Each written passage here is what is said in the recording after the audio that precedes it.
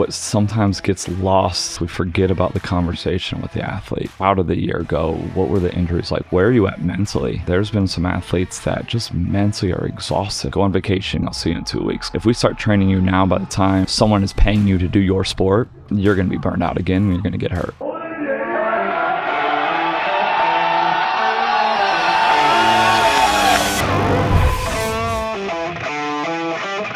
It's time to sit down, keep it real, and cut the bullshit. Welcome to Table Talk. All right, guys, back with another episode of Table Talk. Today, my guest is Mike Niklos. Mm-hmm. Did I pronounce that correctly? Absolutely, yep. And before I get into, well, for your background, I want to get into, I got a question for you real quick. I'm excited to ask. So background is you've worked in the public and private sector for close to 2 decades as a strength and conditioning coach. Correct. From D1 all the way down to what you're doing now in the private sector for a while, working with kids all the way up to professional athletes. Yep. Okay, cool. We got that covered. Yep. Right? So we got that. So people know who you are really quick. Going through some of your tweets, right? Because I'm old, so it's tweets, right? Yep. There was one that stuck out to me that says, technique is not the cause, but the consequence. Right. Elaborate on that. So, and I think, for me, and to even preset this, and I know we had talked about it, off camera of when I was here in 2009 with a underground strength session, and I remember, number one, it was the most incredible thing I've ever been to, but I remember talking to Wendler, and he comes up to me, and again, coming from Columbus, knowing everything about you guys and all that stuff was awesome, and I got to ask my one question, and he started going back and forth, and I was 450, 500 pound squatter at the time, but obviously wanted to increase it. And, and we were talking, and his big thing was, you're asking all these like crazy questions on technique. You're asking all these like in-depth stuff. And he's like, at the end of the day, just get under the bar, under the bar, keep going, keep squatting. And when, you start to understand, if you go through the movement enough, and especially in my world is, more field sport and court sport, you start to kind of understand how you have to approach a movement or approach something that forces the objective that you want. I think you look at like the degrees of freedom or, of how we squat or how we run or how we cut, every individual is so different. So it's not necessarily it's not the technique is a byproduct of the outcome that we want. And there's a million different ways to approach that technique if the outcome that you want is the true objective. In the squat world, how many times that, we've been off an inch or, we don't hit the groove, but we find a way to get the bar up. Same thing in football, right? If a defensive back, takes a misstep, how is he going to recover from it based off of what that other person does? So it's always, for me, it's as much as, I love the technique of sides. At the end of the day, you have to be objective oriented and figure out how to get there. And every situation in its own is completely different. So you can't always have this reliance on the perfect technique or the perfect, rep or the perfect, play, because so much chaos is going to happen. And so for me, it was getting just one of those ideas of, yes, I want to have this technique, but what about all this other shit that could happen? And how am I going to manipulate that said technique to make sure I obtain the objective? The way I interpreted that and why it was so interesting to me is I look at all training as boiling down to physical, mental, and technical. It's kind of a pen model or whatever you want to call that. Yeah. How it kind of fits all in there. And when I read that, because some will see, a flaw in technique and then say that it's a technical weak point, right? And in the powerlifting world, you always want the physical answer for the technical thing. And that's not necessarily always true, because sometimes it's a technical thing.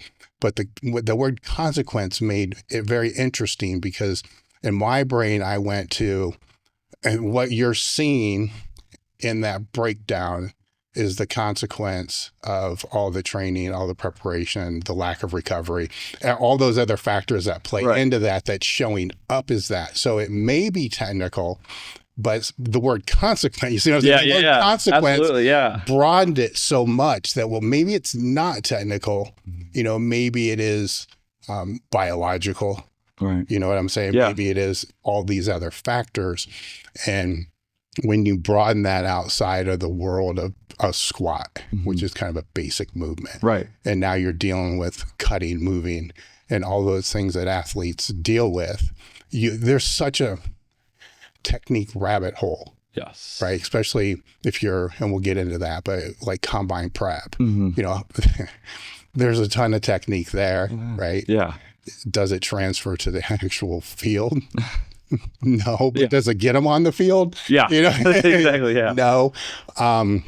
So with that in mind, you know, I kind of want to go back into your story a little bit and talk about your pro day, but then we'll talk about how you got to the pro day. Right. Because I listened to a podcast you were on where you told a story about the pro day and kind of like mentally not, you know, thinking mentally there, but not there. Yeah. And so you have a successful high school career, successful D1 career, and then pro day comes around. Tell me about that. So it's, you know, and my pro day was fun and you know, quick backstory. I was, you know, FCS football player that, you know, I gained my notoriety just because I was willing to outwork everybody, you know, and I think that was just always my approach to everything that I've done. Was that true when you were at Watterson in high school? Oh yeah. Yep. Absolutely. I think, I mean, I graduated high school. I was 5'7",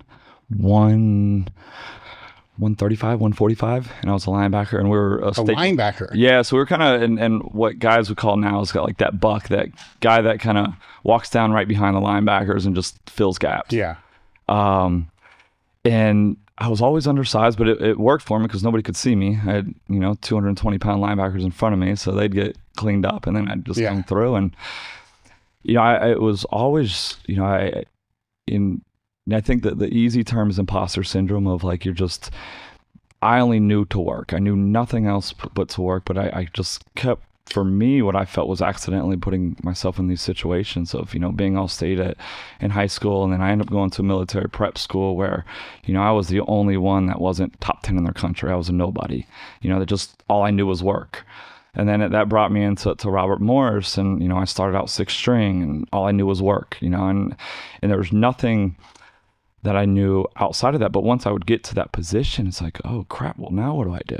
You know, it was almost like, well, I got to where I wanted to, but now what do I do now with it? And then that imposter syndrome started coming over, and it's like, oh man, do I belong here? But I'm going to interrupt. What do you mean by work, right? Because at that age, work can it can mean a few different things. It can be work as in all the extra training you're going to do outside of the field. Yeah. But that extra training could just be running, lifting weights and stuff like that. Or it could be the actual skill development of that. Because work can fall into a lot of different categories. Yeah. And I think as my profession has grown, I look back at my own career and say, you know, I can, you know, look from 1,000-foot view and say, okay, that probably didn't help me. That probably didn't help me. But, you know, I laugh right now of, you know, kind of just resonating, coming back to Columbus, of me and my older brother. So my older brother played 6 years in the NFL. So we, you know, again, same thing. Football was really big to us. So we, you know, took out a room, we turned it into a gym. And, you know, every morning, that was where we started before we went to school. You know, it ended up turning into, you know, how we could find avenues to get better. And, you know, when we use the word work, it's, you know, I didn't care what it was. It was just, if somebody was at the field, I'd go with them. If somebody was in the gym, we'd go with them. So we, you know, even training, we'd have our home gym, and then we'd go out to the Gold's Gym out in Westerville, and we'd go find whoever the biggest guy, and we'd just go up to him, hey, can we train with you? And I mean, and then it, you know, that started to grow into, okay, you know, how do I become different? Because, you know, everyone's lifting weights, everyone's running. Okay, let me go, you know, do some research on, you know, what Jay Rice is doing, what, you know, Deion Sanders is doing. Okay, we heard, you know, Walter Payton ran through Forest, so we're going to go run through a forest, but I want to be better than Walter Payton, so I'm going to run downhill through a forest. And so that kind of just continued that pathway of, if I didn't like where I was at, it was just find a new avenue, find something that got me to where I wanted to go. So I think as my career got better, I could, narrow the scope and say, okay, I like where my speed's at, I like where my strength's at, but I have no clue how to play football. So let me go do some research on football. Let me go, especially I'm kind of in that middle zone of, articles, newspapers, and YouTube. Yeah. So being able to kind of find that research side of, okay, this is, and I played defensive back, so I would look at every single receiver in the NFL and say, oh, how would I guard him? And I, continue that pathway. And I think for me, it was, just, I would do everything underneath the sun. And we always say we train paranoid, right? If someone else was training, I had to train. If, someone had something I wanted, I had to be better than them. So the work was broad. The work was crazy broad. And we got the luxury of having Tom Mislinski come in as a strength coach my sophomore year of college. And he really started kind of narrowing that scope down of like, hey, you're fast, but you're 120 pounds. So you're not going to do anything at 120 pounds. So let's put some weight on. Here's the weight room. Here's probably what you should be doing rather than just 1,000 reps and trying to make yourself throw up. So how did that work on the receiving end of that? Because I remember when he went there, he singly was in charge of like 433 athletes. It was funny. So the year he came in, and I had already known him. So he was, when him and Buddy were known of him, I should say. He was with the Browns with Buddy when my older brother was with the Browns. So I'd already kind of had a relationship with him. Not with him, but, in my eyes, I already knew who he was and everything. And I remember we didn't have equipment. When I went my freshman year, we only had one rack. We had nothing else. We rarely had any place. We probably maybe had, enough for one lifter at the time. Had some dumbbells. So we literally had nothing as a weight training community or a football program. So he comes in, he brings 2 or 3 of his glute ham raises, 3 or 4 of his racks, like just starts bringing stuff in. And all I remember, the biggest thing I remembered was because we had such little amount of space, it was like 4 or 5 to a rack. You had a lifter, 2 spotters, and then the other guy was doing glute ham raises.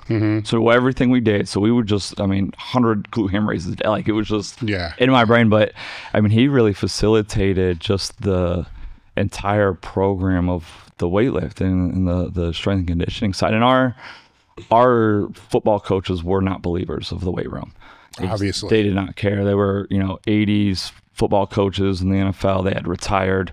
All they really, they just wanted to find a place, not to retire, but coach a little bit. They spend their off seasons in Florida and kind of almost let Milo just fully take care of everything, which for me was, and again, that was the year that he started. I had a red shirt because I was out for 23 months with an ankle injury. And so I wasn't necessarily allowed on the football team. So I would go sneak in and write the workouts down, and then I'd go do it at our community gym until he was like, "Who are you?" I was like, "Hey, I played for the team, but I'm hurt." So the coaches told me, and he kind of, he was like, "Hey, I'm training at, 5, 6 o'clock in the morning. So if you want to train, don't be late, but you can come train with me." And that kind of, I always say that was my first, forced internship of learning what this profession actually is. And you were a sophomore at that time? Sophomore, junior. Sophomore. Okay. Yeah, sophomore. What was your major at that point? So I was a double major in software and manufacturing engineering. Okay. So this didn't change your trajectory of what you wanted to get your education in? So I went into that mostly because that's what my dad was. Yeah. So again, and I love physics. I'm really good at math. I can't write or read to save my life. So it was kind of the only thing that I kind of came a little bit more natural to me. And then I had gotten hurt. And so I started kind of lifting with Milo. And at the time I had a lot of concussion issues as well, but I was having trouble getting to class. If you've ever been to Robert Morris, it's all on hills. So everywhere I went, it was just hills. So I was struggling getting to class, but I get to the weight room because it was the first thing that as soon as we got there. And just talking to him and, and the doctor had, emphasize of, hey, to, help brain out, help, I had some stuttering issues and everything, just kind of coming off of a lot of concussions. And so he just kind of started giving me some just reading material. He gave me at the time his thesis, so this Russian conjugate sequencing system. And for me, it was just the perfect mix of science and just shut up and go. And I thought he had a perfect kind of just blend of that. You talk to him and he could tell you, how the human body worked. But at the end of the day, when he would coach us, it was just lift the damn weight, go. Just and for me, that would just, it resonated with me. And like I said in the beginning, just it started narrowing that scope of like, man, I really like the off season a lot more than I like the in season. And so again, I kind of just forced that, natural internship with them. And I ended up moving my majors because we didn't have exercise phys or anything like that. So I moved my major to sport management, and just kind of more of a self-guided, curriculum between him, and then after him was Hammer. And he helped me out. And that's where I actually got my first true internship, was under him. Okay. And what were you at that time, a senior? So Hammer came in, I want to say my junior year. So okay. Hammer came in my junior year, and then senior. Actually, to get back to that original question of my pro day. So I graduate in 2008, 2007, end of 2007. And they sent me out to California. My agent sent me out to California to do all my combine training. And Hammer was huge because I didn't know. So I gave him all the places that, my agent said, hey, here's where you can go. So he kind of helped me go out to that. And Milo, I called him too. And he kind of was like, seems like a good place. And unbeknownst to me, it was kind of same thing back in my, my Hargrave military, my prep school. It was me, the underrated, unknown guy, and then all these, big time Division I, Florida State, Boise State. So it went back to that. All right, all I know is work. So went in and, I busted my tail, but it was never that. How long was that prep? That was, let's see, I probably would have left right after Christmas, so December to March. So March, I think Ohio State's pro day would have been mid-March. So about 8 to 12 weeks. It was the training side, from what I remember, was closely related to the old Penn State days of the HIT training. So that one set of 15 machine, almost kind of just up until failure, max effort sprints, and that was kind of it, which again for me was awesome. I think, I went in at maybe about 170. I left, I should say, at least according to the NFL Pro Day, I was 188. I had taken weights and sewn them in my shorts because I was probably maybe like 182, 183, but I wanted, my big knock was I was too undersized. So I sewed weights inside of my shorts. That's what they teach you during those combine camps. Yep, I had that. I had quarters in my, so I was like 5'10" and 7/8, and I'm like 5'9". But again, for me, it was I was willing to do anything it took to get me to the place that I wanted to go. But even getting into that pro day, same type of thing. It was all, coming up from Columbus, your dream is Ohio State. That's where we all wanted to go and play football there. My older brother was there for a year, and then he transferred out. So it was, so walking into the Woody Hayes Center, it was just, to be overly frank, it was a lot like walking into here, of just like the history of, the greats that have been in here. You felt that weight. And for me, it was one of the more nerve-wracking moments of my life of I don't deserve to be here. I don't, and I still remember, that very first 40. So we warm up and I get the 40 in, and I fall out of my stance. And I'm about to just, someone could have said the wrong thing to me, and I would have broke down in tears, and I would have just walked home. And luckily it was Bo Schembechler. So his son lived on my street in Columbus, and he was a scout for the the Redskins, I believe. And as I fall through and I get through it, and he looks at me, he's like, son, you're fine. You deserve to be here. Calm down. And that kind of just, for whatever reason, that, and okay, it was just, for me, it was, I'm just going to give everything I got. I got nothing else but work. So I ended up running my pro day. You know, for me, it was everything that I had wanted to run. I did exactly what I needed to do. You know, fast forward, it wasn't what I anticipated. You know, nothing came of it. I didn't spend 10 years in the league. I was, you know, had a couple tryouts, but, you know, I look back at that moment and, you know, again, it's funny that you brought that up of walking in here. It's, you know, of having that moment in time of like, man, I don't deserve to be here. Like, you know, and I don't, what have I done in my career to earn a right to get to Ohio State, to get to, you know, places like this? And that twitch comes back on. Just work, just, you know, nothing else but just work. So that's just, you know, for me, that was my career. Yeah. So how did you fall into the strength coach position? Because I believe it was kind of like a quasi internship with Milo, you know, training, mentorship. Yeah. We'll call it. Yeah.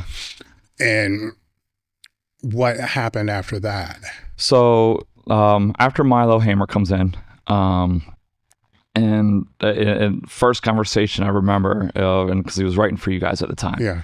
And found out I was from Columbus. He's like, you ever been to Westside? I was like, no, but let me tell you about it. Like, let me tell you. And then he kind of, and so for him and I relationship was funny because I started with Milo, who was willing to sit down like this and have a conversation of, you know, hey, this is why we're doing what we're doing. And, you know, I remember him reverse engineering lacrosse because at the time Milo knew nothing about lacrosse. And, you know, he's sitting there in the old school with the clicker of like taking his notes of like how far people ran and the distances and all that stuff. And he gave me a space to have those conversations where I think when Hammer came in, having the 23 sports and 500-600 athletes, you know, and he was young at the time. I would probably say late 20s, early 30s, if I'm not mistaken. And I think that was overwhelming for him. So him trying to, you know, put together essentially an entire strength program, and then me having these questions like, just shut up and go over there. We live in some crazy times right now where there's not a day that I don't go on the internet and I see some BS crap about this research study or this research study. This isn't new. I've been in this industry for 4 decades. One thing that's helped me is 8 years ago, the Mass Research Review started and became a godsend. The Mass Research team are professional researchers that are also meatheads. So they've done this great job of being able to take all these topics and put them into this research review that I get every month. I'm excited to partner with them. I spoke with Eric Helms about this on the podcast. It's simple, it's easy.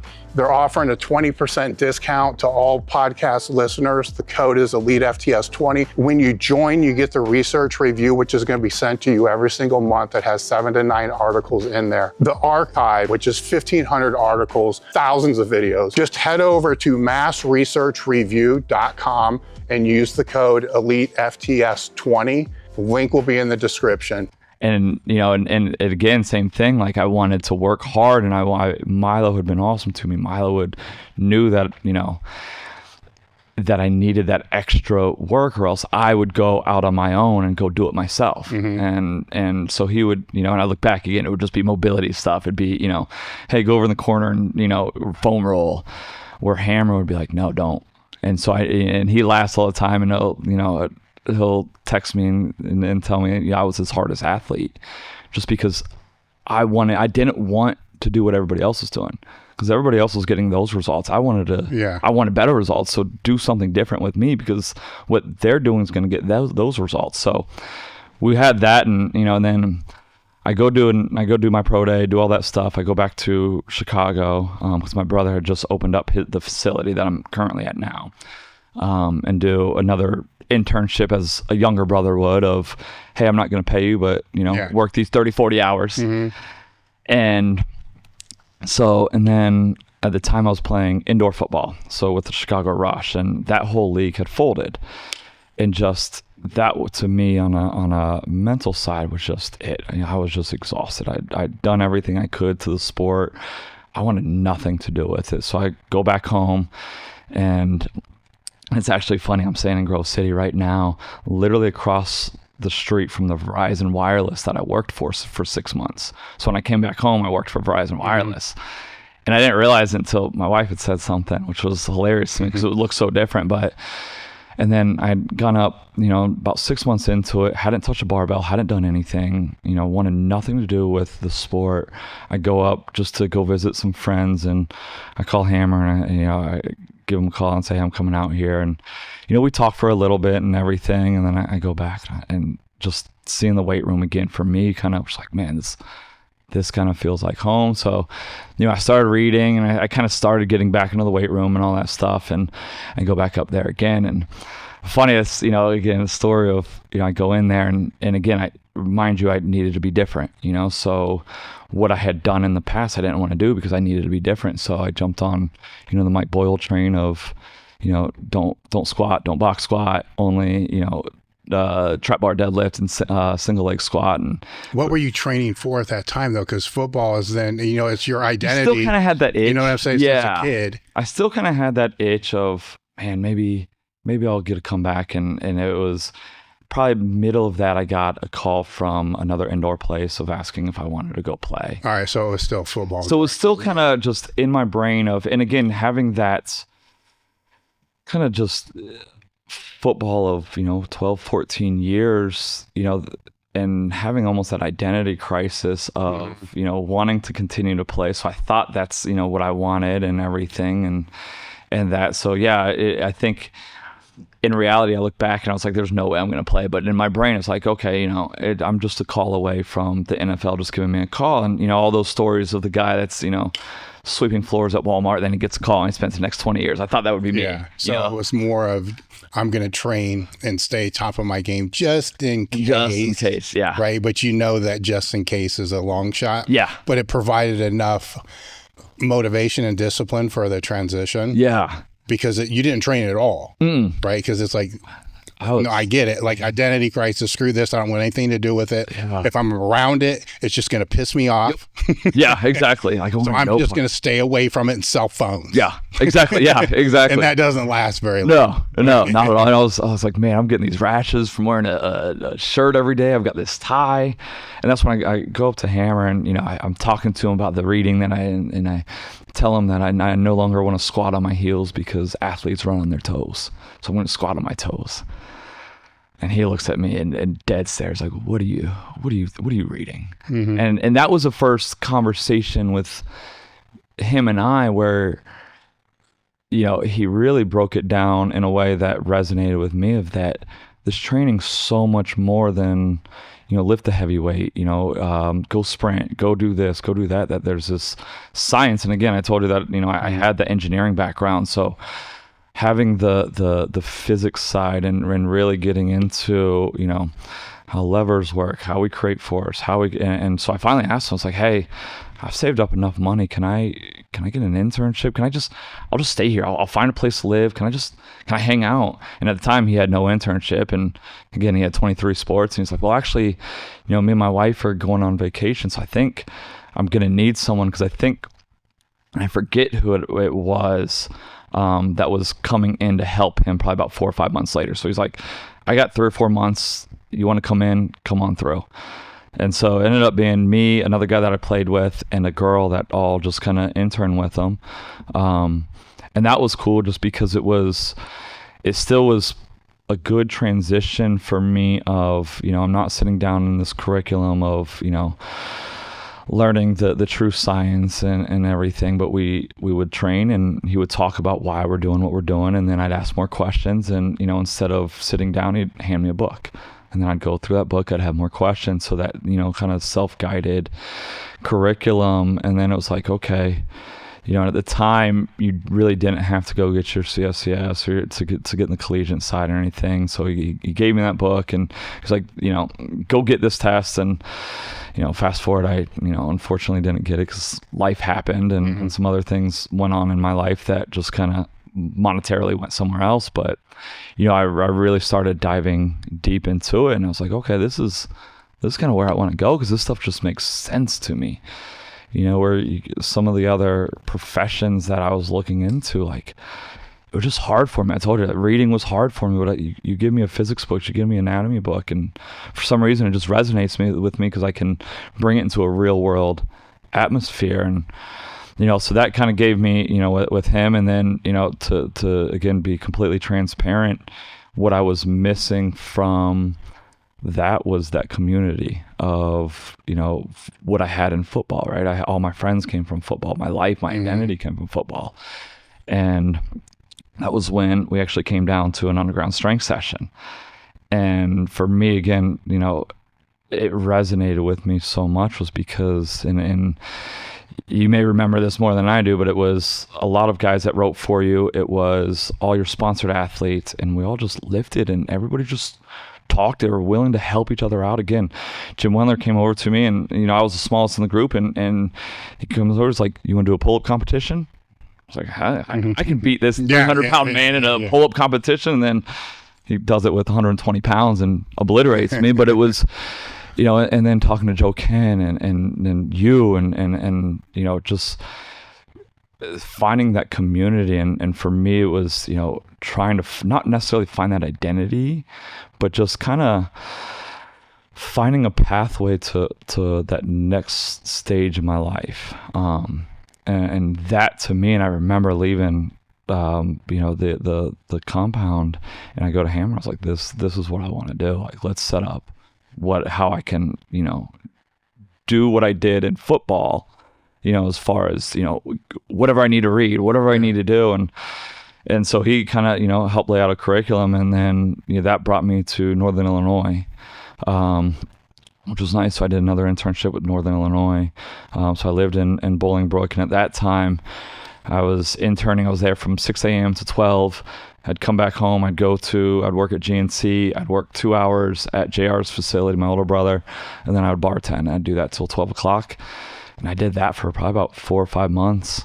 And just, again, trying to get, anything that I could do is to continue to push me, because I always felt same thing I did in my athletic career of, being undersized. I felt because I didn't have that traditional curriculum of an exercise phys background, or that, I didn't have, some of the, the Ohio State football coaching or anything like that I was so far behind. So that, mentality of, figure it out and just work kind of came back into my life. And I loved it because I knew nothing else but figure it out. And then that's when, I think I had the opportunity, JR, had enough funds where they could hire a full-time strength coach. And then I've literally been there since. At what point,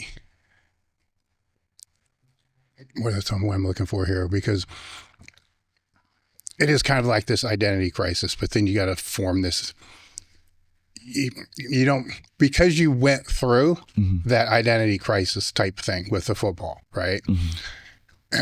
You kind of also understand that you don't want to ever go through that again. Yeah. Right. Yeah. So as you're trying to select this career path that you want to go down, there's also a little bit of hesitancy, because you don't want to get stuck in this career path where this is going to all happen again. Yeah. Right. Because I'm sure football was part of your life since you were peewee, right? So a little kid. Yeah. But at the same time, you also know that you need the same mentality to be able to put into something else. So the reason why I'm kind of asking this is because I've seen coaches that will get stuck in the public sector, lack of a better word, because it's D1, collegiate, right? But it's also military now too. So it's more public sector. Yeah. They'll get stuck in that public sector, but then they'll develop that identity of that. Yeah. And it's like, they never, and in no way would they ever go to a private sector, right? Those guys are all idiots, right? Yeah. And it becomes part of the camp. Yeah. It may not be as bad. Actually, I don't think it's as bad today as it was a decade ago. Right. Because everybody knows that they're going to probably end up there. Oh, yeah. Just the way that the machine works with collegiate strength and conditioning. Yeah. But I've seen some that get so stuck into that they absolutely will not, go private. And some that'll go private, just hate it, then they end up trying to go back and vice versa. Whereas it seems like you didn't have that, right? I'm assuming it's because your brother started it really before you decided, right, this is what I want to go in and do. Yeah. So, and it's funny you say that, because I remember telling Hammer that I'm going to the private sector. He's like, what are you doing there? I was like, man, I've seen, like, I have enough buddies that, you know, I traveled. I did my life of the traveling. You know, I started in Columbus. I've been to Pittsburgh. I lived with JR in St. Louis. I lived in Chicago. I lived in California. Like, that part of me, I'm such a homebody that I didn't want the unexpectedness. You know, at some point, you know, I wanted to just say, okay, I am here and I'm going to make the best I can do with it. And I remember Hammer telling me, and he was giving me a hard time for it. And fast forward now, he's in the private sector. So I was very quick to shoot that text out saying, look where you're at now. And, you know, and I wanted to do the collegiate side and I wanted to go professional side. And I don't know if that's, you know, I think I would love to, you know, get back at some point in the collegiate side. Just because it is fun. I think, you know, as much as, you know, I love the public side and the private sector side, the sales side kind of gets tiresome. And luckily we have an amazing staff that takes most of that work, and I can just be a strength coach. But having the consistency of a team or a group is something that has always kind of resonated with me, and that I love having.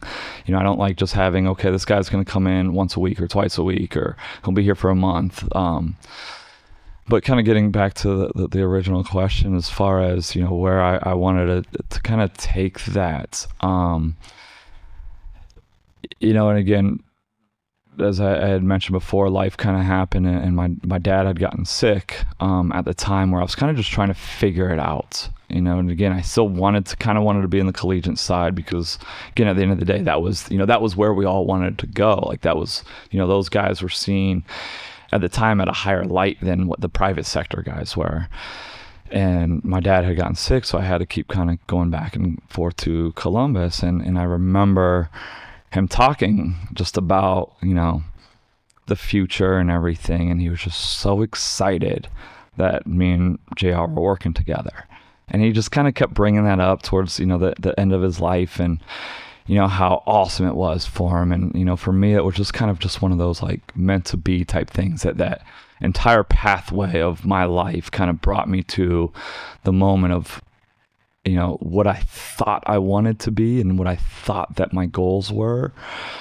The idea of just continually to just kind of push through brought me to where I'm at now, and that's right where I was supposed to be. So it was funny. I never really had that identity crisis of I you know, this is me, because I think at the time I found that balance of life, because, you know, I went from only thinking about football, of, you know, not having friends, not going out on the weekends, not, you know, going to family events because, you know, I had to train or I had to do something, to finding that balance of I can do both, and I can prioritize my time to make sure that I give the attention that I need to what really matters. And that's where, again, we talk about that original scope of, you know, I just casted this broad net of I train everything. Now it's, how can I scale my life where I can, you know, and fast forward, I'm 40 now, I've got a 5-year-old. How can I make sure I give my time to my daughter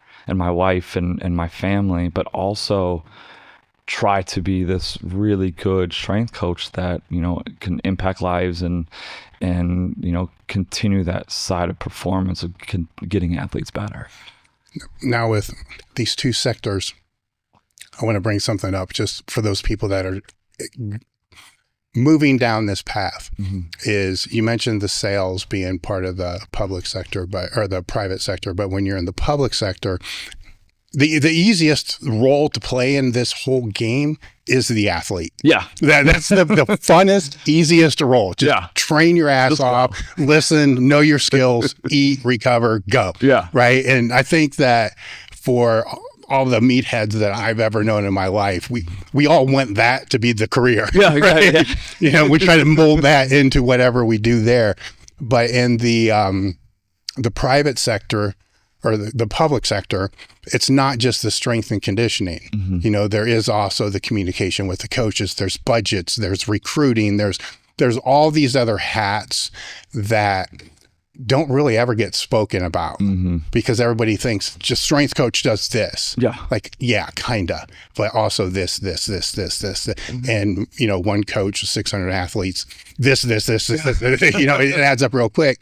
Then on the private sector, there's that, then there's the sales, and there's all the other things that kind of go around with that, which at times those other roles, those other hats, sometimes can be 90% of what you do, you know, in a given week or whatever it's going to be. But the reminder I like to put out to people is that won't always be the case. You know, it fluctuates, you know, on both sides, but it still allows you to do the 10% that you really love. Which when you're working at Verizon, that's zero. That's zero. Right. Exactly. So that's a whole lot more. You know what I'm saying? That's a significant amount more than the other. And I note that because people like to complain about all those other roles. You know, oh, we shouldn't have to do this, or we shouldn't have to clean the bathrooms, or we shouldn't have to put, you know, all the other crap. That's what allows that. Now, the other big difference, though, and we'll get into training and then the communication aspect as well, is let's take the professional athletes and just exclude them, right? Because they're an oddity, right? And there's more uncontrollables with them, and it's such a small minority. Most people aren't going to be able to deal with that. But with the athletes that you're working with in the public sector, you can be more authoritarian, you know, with your coaching. Not saying that it's right, but you can be. Because they have a schedule they have to abide by. They don't do that. They don't have grades, kind of. You know, they're not playing. Right. So you have this leverage that do X, Y, and Z, or you're not going to play. It's a shitty way to coach, but it's there. It's definitely there. It's in the pocket if you need it. Yes, it's definitely there. On the other side, you're just hoping that they show up when they're supposed to show up, you know, so all the things that you don't have to worry about here, even with having that authoritarian lever, they're still going to show up. Still showing up. They're still going to be there. You know, you don't have to worry about that. They're going to be 50% compliant in everything you ask them to do. Right. Over here, you're not too sure what the compliance is going to be. It's going to greatly fluctuate. Right. You can't really do any periodization long term, because you don't know they're going to be there long term. So this type of programming almost has to be front facing, like from today moving forward, where in the private sector you can have a quadrennial if you want. You're probably not going to have the athlete that long, but you can at least have annual plans that are kind of built out. So there's a big shift, you know, that plays into all that. And I don't know which side I want to go down first. Well, you had something in your notes here about conjugate. Have you used conjugate across both sectors? Yes. And so define how you, define that for me. Yeah. So that's, and again, I think that's one of my, as far as, you know, when I look at the conjugate method, and someone can tell me that I'm terribly wrong, and that's not how Louis defined it, or the Dynamo Club defined it, you know, and someone can tell me I completely miss a boat. But I think it's at the end of the day, when we, you know, you take the Bible, for example, of, you know, someone reads the Bible, you're going to get 50 different, you know, backings on a paragraph or something. And the way I approached a conjugate method, and mind you, starting with Milo, you know, the sequencing method is almost like a block periodization. And then you start to get into the Westside approach of, you know, heavy dynamic repetition method and things of that nature. And I remember it was probably like 2012, 2013. I was struggling. I got a question from an intern of, you know, what is a conjugate method? And I give them, you know, the very first thing they ever read as an intern with us is the Russian conjugate sequencing method. I want to take a moment to give a shout out to my friends over at Mastodomics. I use their podcast a lot when vetting guests for the Table Talk podcast. I also listen to it a lot just because it cracks me up. Their YouTube channel is great. The podcast is on there, but they also have home gym reviews. Their apparel line is amazing. The standout products for me are these drink spotters. Rarely is it used for holding drinks. We have one on the monolift that holds the collars in between sets, smelling salts, chalk, whatever. You'd be surprised at how much crap you can put into one of these things. They're stall mat coasters they brought out last time they were on the podcast. These things are great. Check out their website, massonomics.com, as well as their podcast and YouTube channel.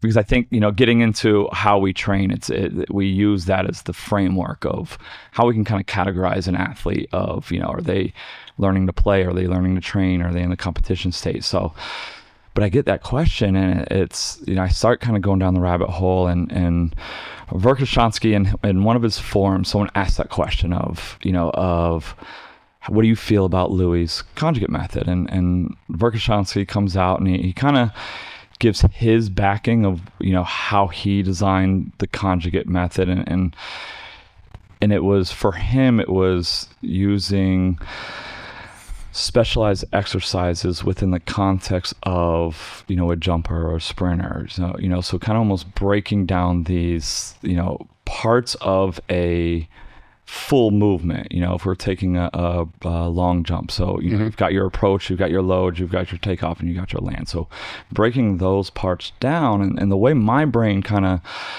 took that was, if you look at a bench press, right? You've got obviously full range of motion. Competitive bench press is all the way down, all the way up. But okay, well, what if my triceps are weak? Okay, I'm going to throw a 3-board. Well, that's, to me, I took that as the same way. Okay, what if I just work on the landing side of the jump and a long jump?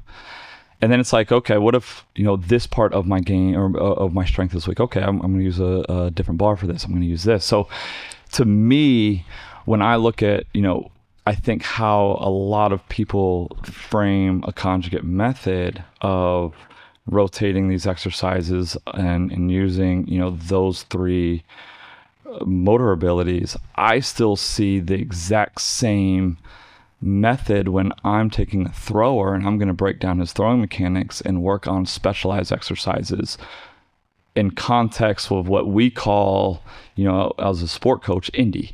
I'm going to pause you for a second because you unlocked the magic box, right? And so when it comes to conjugate, if you go back through Louis' stuff far enough, right, you'll see articles where he's talking about the max effort method. And then he'll say that the exercises are rotated using the conjugate method, right? Over a period of time, that word conjugate method got translated into the overreaching program. Okay. Right. Which that's why I asked, how do you define that? Yeah. Right. And those people that will go back and they unlock the mystery box, right, would be the ones that would come to me later and say, Dave, I've kind of went through and read all these Russian manuals and all this other stuff. The conjugate method is, it's not really this. That's the concurrent method, right? Yeah.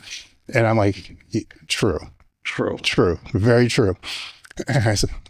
But we've had decades now of this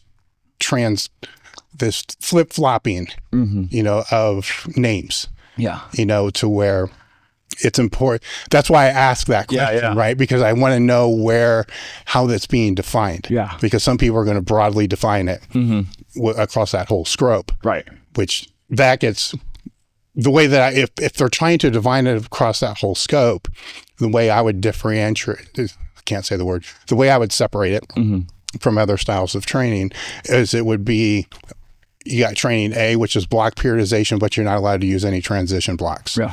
Right. Yeah. So just basically old school linear periodization. That would be it. Then down here, you would have the conjugate, which is basically block periodization with transition blocks. And that would be if you're going to define it broadly. Right.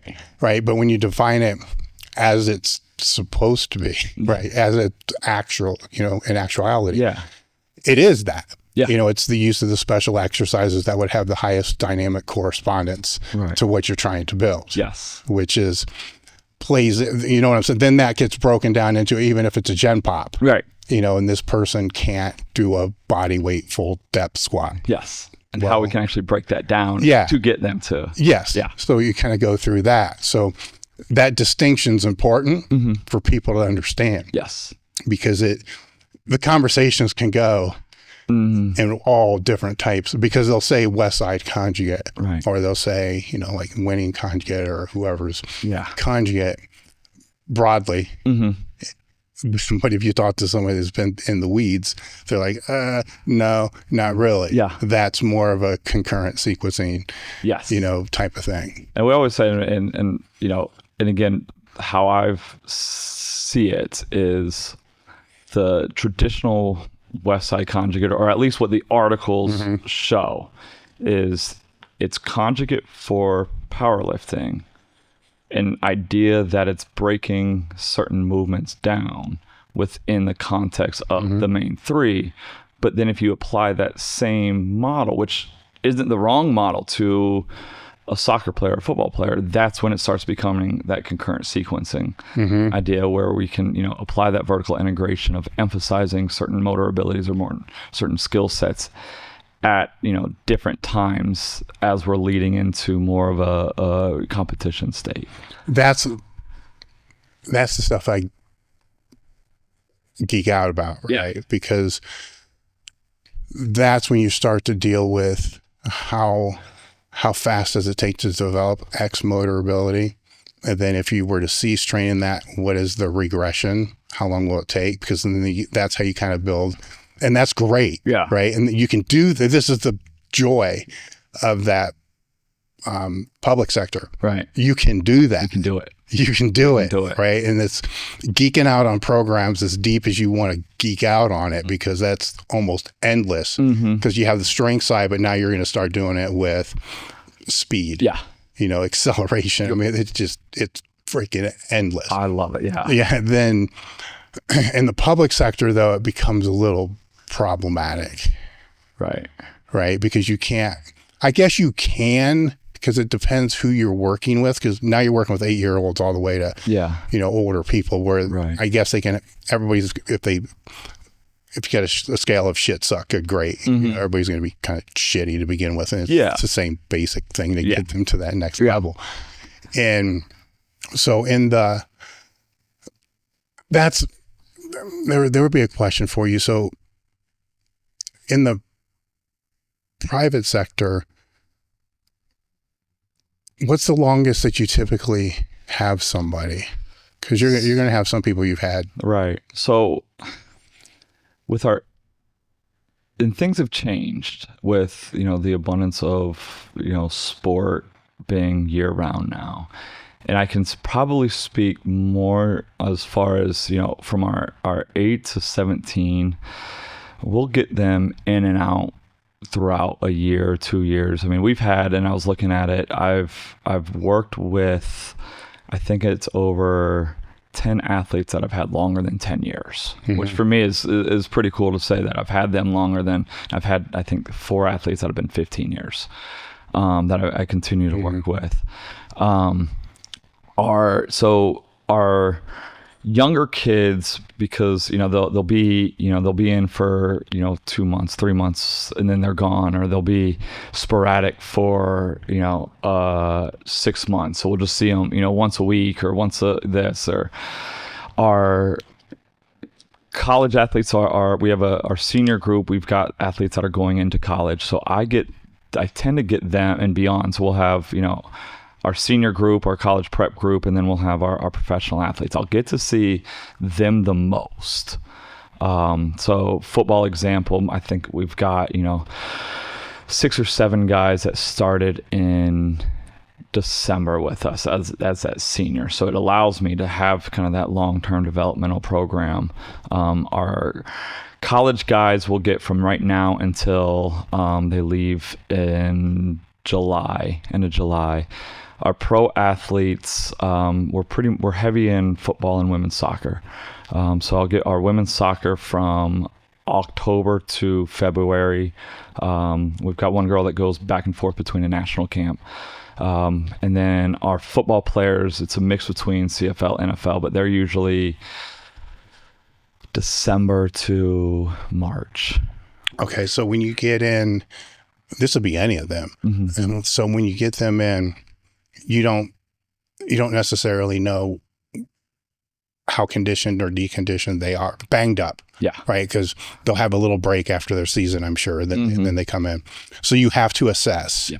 Right. So what's the assessment look like when they first come back? So the biggest assessment that we'll do, and, I think this is going to be a hill that I'm going to die on, is a conversation. Yeah. I think, too many times and I love the sports science side. It's a rabbit hole that I've really gone down in the past 8-9 years. And I think, what sometimes gets lost in, the idea of wanting to develop the perfect plan, develop this, we forget about the conversation with the athlete of, what happened? How did the year go? What were the injuries like? What did you have to battle through? Where are you at mentally? There's been some athletes that just mentally are exhausted. I'll see you in 2 weeks. I'm just going to see you in 2 weeks. So you go do you. Go on vacation. Go do something. I'll see you in 2 weeks. Because if we start training you now, by the time someone is paying you to do your sport, you're going to be burned out again and you're going to get hurt. And then generally what we do is we'll do, our basic, baseline testing of, some mobility. And we've got, a lot of the athletes will have, history of it, where they're at and everything. But I don't know if we necessarily have the time and the finances to, really take the time to do a true assessment. So generally what we do is, hey, you've got a week. Here's a rep range. You can do whatever movements that you want, 20 reps. I don't care what it is. 2 of your exercises can be barbells. Everything else has to be dumbbells. And if you watch them closely enough and you observe, you start to kind of see what they want to do, what feels good on them, what doesn't feel good on them. You start to see how they can move. You start to see, a lot of things that start to expose themselves as far as what they want. Are they mentally, are they wanting to get back into it? Are they, going, or, are they, taking a rep? They're going to go talk to people. And after and then we slowly start to almost take more control from them. And again, I think as someone that, would like to think that I mentally I get, where a lot of athletes are coming from, they're being told what to do day in, day out. At some point they want to just have their brain shut off and do whatever feels good. But we will slowly start to take movements away from them and add our movements, whether it be and we'll get an RSI on them, we'll get a isometric mid-thigh pull.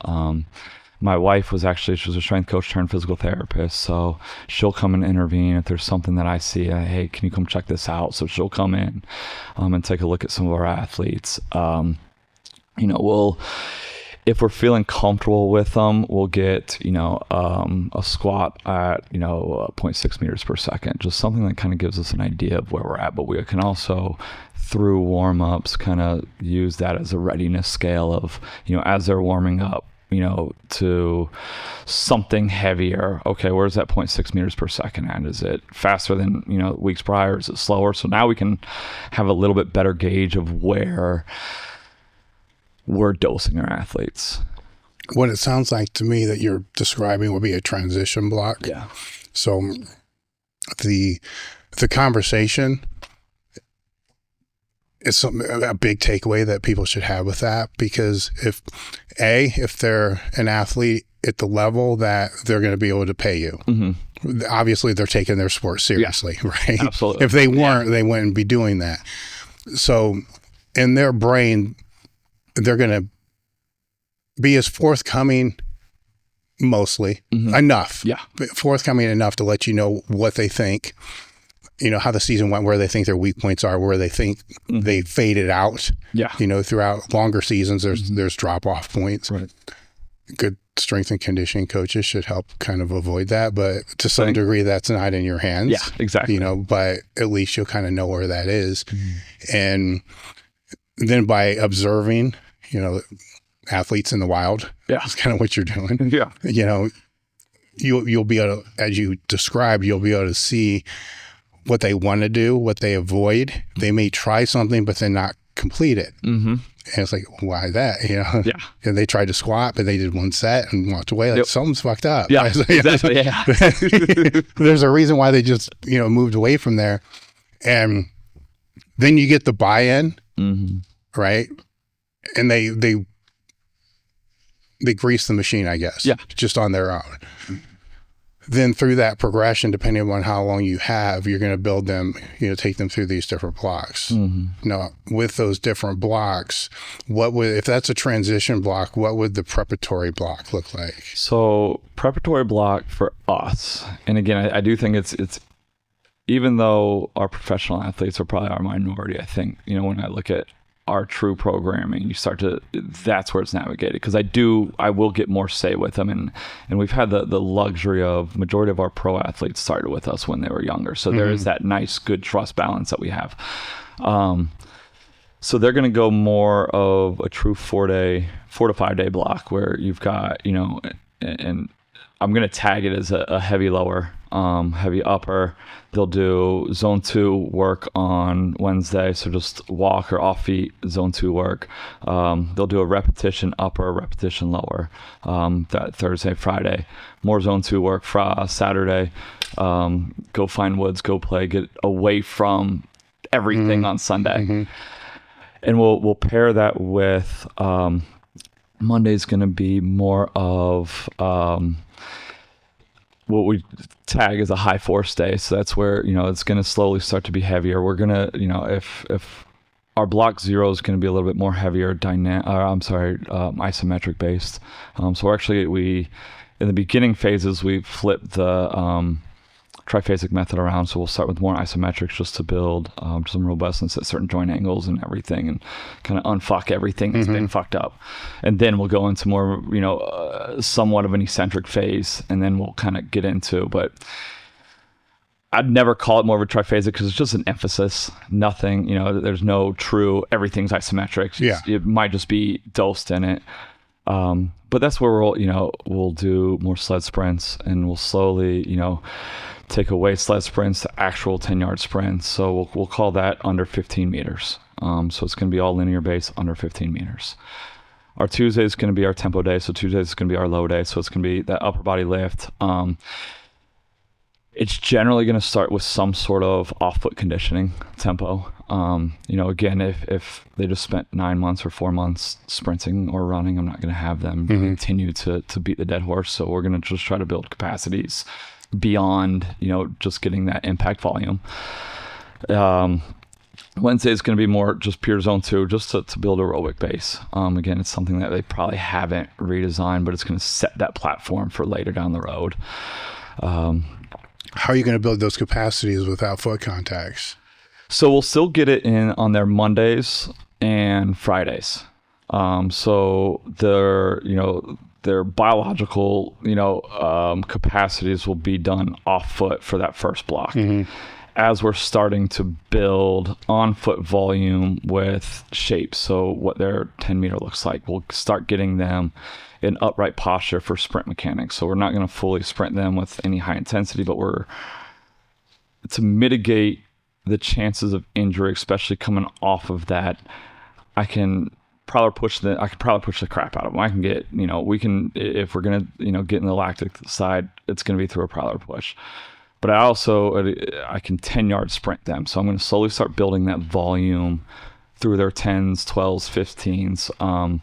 We'll do a lot of accel maintain. So they'll first start with, accelerate 5 yards. All I need is 5 yard, but I want you to maintain. So whatever speed you're at 5 meters, I need you to maintain that from 5 to 15 meters. So we'll slowly start to build that volume in a way that continues to keep injury chances down as we're building the strength back up for them to be able to handle the loads that we're going to ask them to do. And then in our Thursday is we'll have a light tempo day. So they will get some on feet, just might be skips, bounds, crossover runs, just movements that they tend to do in their sport just at a really low capacity, whether it be loaded, unloaded. We'll use a 1080 or a T Apex just to, again, bring down velocities, but allow them to kind of continue to go. And then Fridays will be, they'll start building shapes of what looks like sprint mechanics or max effort sprint mechanics.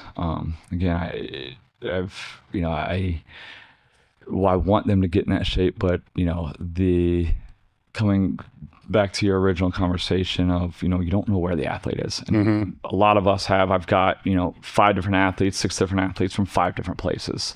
So I don't know, it's almost taking that, next block 0 or next, 2 or 3 weeks of almost getting everybody on the same page with a crazy amount of minimal dosage, knowing that, it's that whole, steak analogy. I'd rather cook a steak rare, knowing I can always put it back on to get medium. But if I cook it at medium well, I'm done. Well, you know where they need to be 3 months. Yeah, exactly. Right. And that's where your reverse engineering really starts to kind of take place in that conversation of, hey, where do you want to go? If it's a soccer player, hey, I got to be able to hit these lows. And it makes it a lot easier now because we've got the GPS units. We know, I go back to a lot of what Buddy said of, your personal terrorist of that. And it was, again, same thing. I never wanted to be that guy.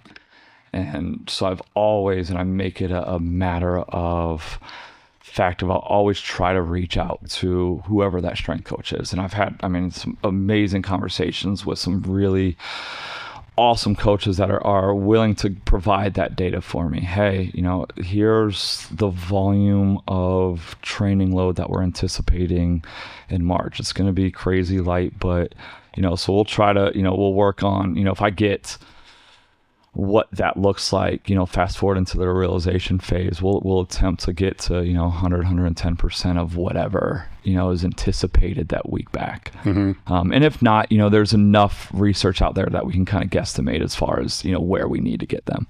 What would be the main metrics that you use with the athletes to kind of track the progress? Right. So on the lifting side, we'll use they'll always have a gym aware.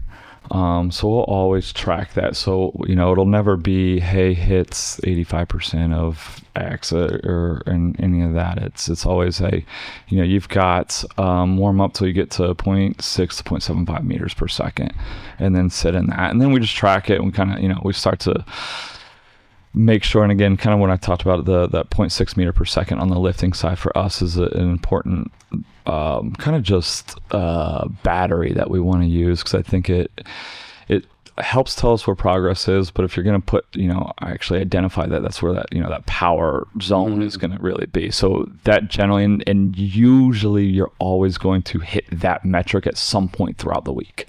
So it's easy to kind of just, take that, hey, what'd you hit at, 0.6 or, 0.6, 0.75 meters per second?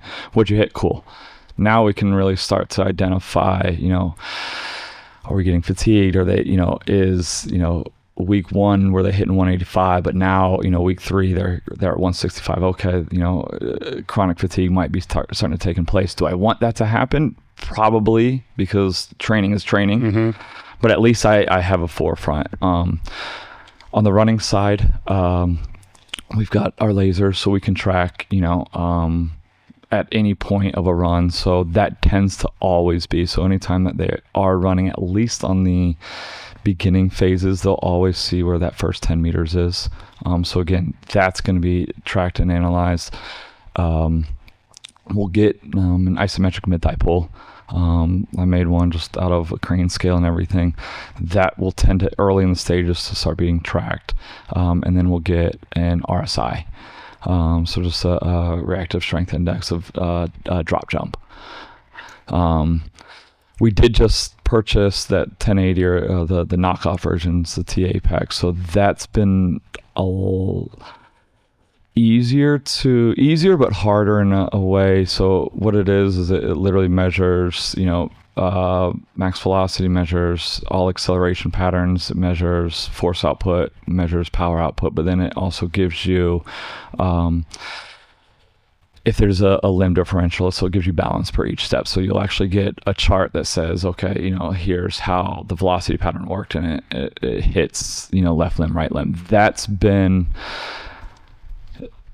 a double-edged sword, so to speak, of there's so much information that it provides of understanding, you have to be really specific on the questions that you ask of, what you're trying to accomplish. But that, I think that from us, at least in our area has been really nice of not only even being able to give the athletes a measurement, but also we've been able to slowly start identifying, weaknesses prior to it becoming a problem. If they're hitting beyond 15 meters or 15 miles an hour of like, we start to see, right limb or left limb differences, and we can actually put interventions immediately for that progress. You mentioned that, speak to the coaches and they'll kind of tell you where they're going to be when they come back. And if I'm to broadly define that under a scope of all conditioning, their work capacity, right? So all the metrics that you just defined would be specifics, right? And then you combine them all together, you're going to have the work capacity. So, but you can still have all those specifics, but not have the work capacity to actually make it through the hard practice. Yeah. So how do you gauge that work capacity? So that's where we start to look at tempo work. So after we kind of get that block zeros, we're going to just truly apply that tempo work and continue to build, the engine of the work capacity of allowing athletes not only to handle practice, but to be able to recover from practice. And you can still, you can essentially take a gauge of just on foot volume of, what that first week looks like.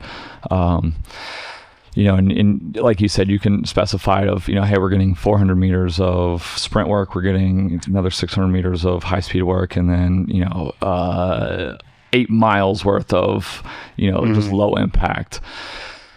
So we'll do our best to at least kind of take a look at that and kind of just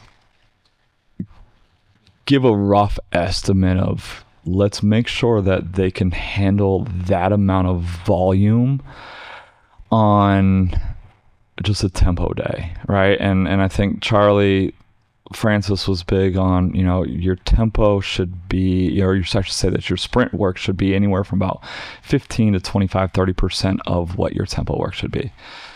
So if you're looking at, a linebacker that's averaging, 400 to 600 sprint meters per, game, you're looking from there about being able to handle anywhere from 1,600 to 2,000 meters worth of tempo work within a training session.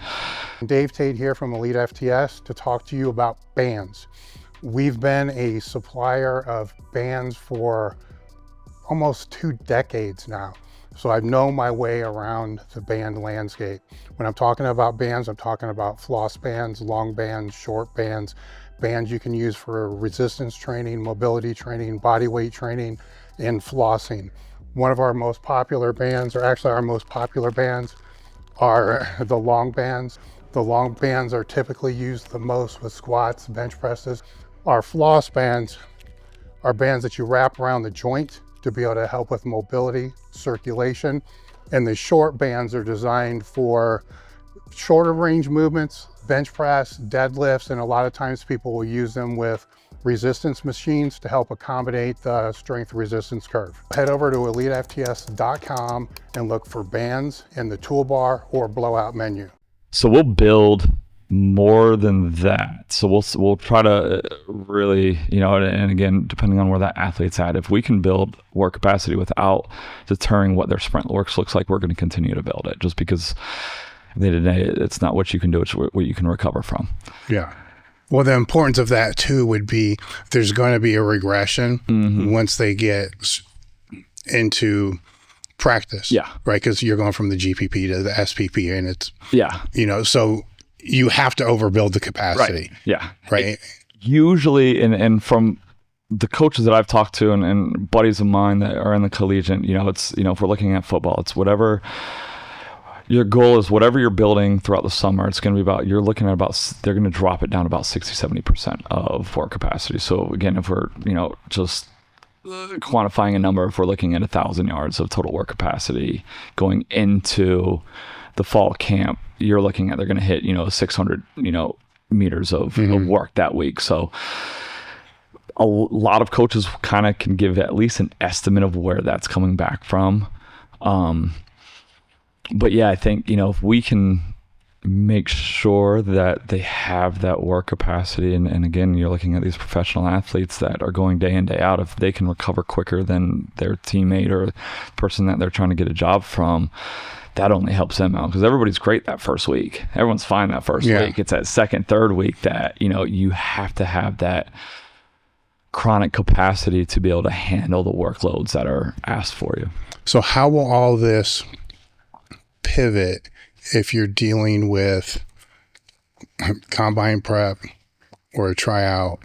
Because broadly, just kind of speaking out my ass, but I'm sure you're going to agree, broadly, their running mechanics really don't matter when they're in the game, right? When they're when they know they're playing, you don't have to dial them back and change their running mechanics unless it's something that you're going to see that can create injury. Right. But for the most part, there's going to be great variances.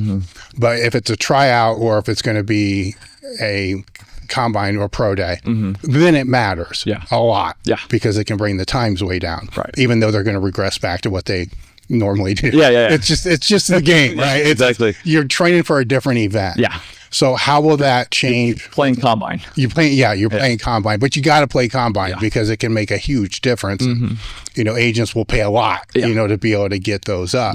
How will that change with that? So that's what, and for me, I think the combine for me is one of the more fun, stressful, like I'm just digging out of the hole now. Our combine group they ended probably mid-March, and like mentally I'm just now getting out of that hole because like you said, every decision that is made can get them on a team or it can be the complete reason that they don't.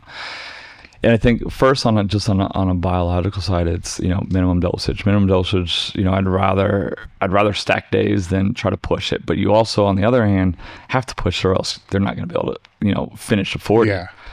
But with that, if there's technical changes you have to make, you can't push maximally because they're going to regress. So that's where I think, and I look at it as, and I can kind of use the analogy of if an athlete comes to you and says, hey, I need you to look at my squat, and you've got an hour with them, and you're going to look at the things that you're going to pick at the biggest rocks, right? But that athlete still needs to know that whatever you change, and then obviously there's those nuances that, hey, bring your chest to the bar, cool, automatic, 10, 12 pound. But there's those bigger issues or the mechanical issues that you have to know they're going to take 2 steps backwards in hopes that they're going to get 2 steps forwards.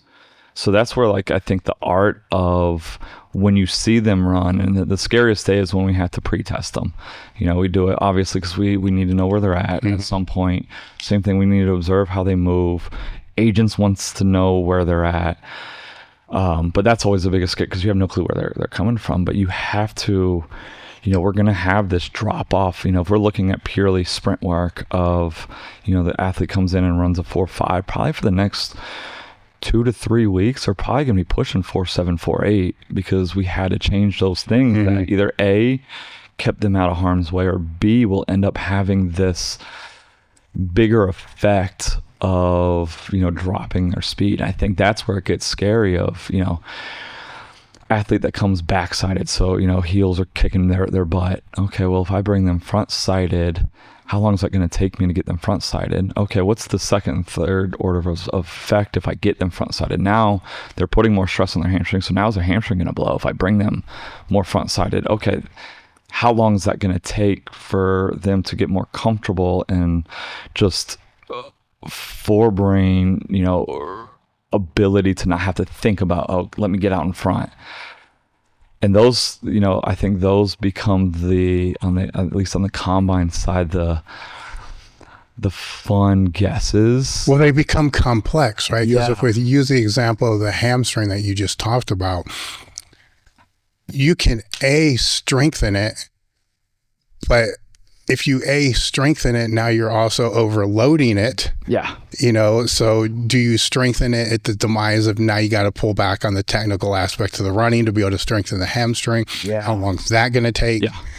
all those nuances that play into that. Yeah. And that's where, again, and it goes to, you have to, we try to categorize it, right? Is the athlete's movement corrosive, competent, or competitive, right? Some things we need, we want majority of our stuff to be competent, to know that I can go sprint you and you're not going to get hurt. But in the combine side, we need that to be competitive, right? You can run a 4.8, 4.9 on the field, but if you can process information very, very fast, you're going to be a heck of a football player. But to get to that barrier of entry, you can't run a 4.8. So, trying to make that competitive, but then it's okay, if you have to make that decision of, if I just put them in a drill or a movement, I think that's when we can start talking about like a conjugate side of, if I can just put them in a movement and get them to figure their stuff out themselves, have I now kept them forebrain of, they're not thinking about it, they're just objective based. And so now I've increased their ability to understand what I want out of them, rather than me saying, hey, I need your knees up, or I need you to hit the ground harder. Well, if I put you in a wicket, not only am I constraining their stride length, which is going to mitigate the chances of injury, but now I can get them to understand how to punch the ground harder. Okay. Do I tag that as a hamstring exercise? So do I check that off the box and I don't need to go, do a Nordic or glute ham raise? Or do I, slowly dose that side of it? So I think those were like the nuances of the conversations, or at least the internal conversations start to become of, what can I change? What do I have to change on a conversation level? What can I change on a drill level to put them in the right drill that will naturally fix those mechanics?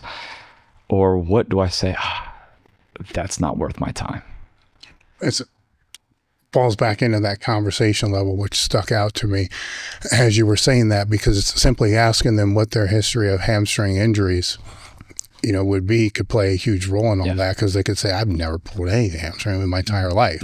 Like, oh, hey, okay. Or, every season, about 4 weeks in, I tweak it a little bit. You also mentioned with the 4.8 40 being able to process information at high rates. That's also a skill, right? And with the pro athletes, I'm going to assume it's already developed, right? Because it's going to be developed at a younger age. But it's a skill that can diminish as well. Like, two things that will diminish in the pro athletes is the speeds first, by far. Processing the information is probably later, thus Brady. Exactly. They start to become more technically, tactically proficient prior to it, then dropping back down. Yes, but for the younger athletes, though, so now we'll get away from those. For a younger athlete, because that's where that skill development block will happen, the visual acuity and all that's going to happen at younger ages, where the hope is, kids play, do the things that they're supposed to be doing, to be able to develop that so they don't miss that optimal developmental block. Well, you'll have them in there. So how do you work with that? Right. So I think, and better define processing information under fatigue, because the skill, there's skill acuity, right? It's phasing. Right. And the last phase of all that, we should define this because people would just jump, right? The last phase of all that would be able to process skill under fatigue, under intense environments. It's raining, thunderstorming, and all everything else. Every other factor, right? That's the very end, right? But a lot of coaches, dumb shit coaches, throw them in the pool there. Absolutely. And then they have to try to take a step back or wonder why it didn't go the way they thought it was and they don't have the base to ground. For instance, when for your pro day, you had a base to ground back to because it was already kind of mentally put in there. Right. So what's that developing that base look like? Right. So our youth athletes, and again, as I've gotten longer into this profession, I think if I'm going to say that the ability that has deteriorated most in our athletes is that ability to problem solve and self-organize. It's the number one ability required to play at high levels. Yes. We know that. We know that. Because we see people who are in terrible shape that doesn't look like they should be playing. Yes. But we know why they are. Exactly. Yeah. And it's funny because I think what's happened now, and again, I don't know how Columbus has or even, a lot of different areas but in the Chicagoland, sport is such this money maker that, and again, right or wrong, and I that's for a different conversation, but what you're getting now is these coaches that just want to coach everything because they have to talk. They have to say, I am getting paid because I can tell your athlete how to backpedal correctly or how to do this. But what we're not giving the kids is their ability to do it themselves. And, what we called it back then was just playing games or, making up our own rules and, backyard football and everything. And, we coach a 7-on-7 football team. And it was funny probably about 5 or 6 years ago, we were in Indianapolis and it got snowed out. It was supposed to be an outdoor game and it ended up getting snowed out. And we drove 3 hours, so we're going to go out and play anyways. We thought all the coaches thought this is going to be amazing. We're going to go play outdoor backyard football. And our kids had no clue what to do.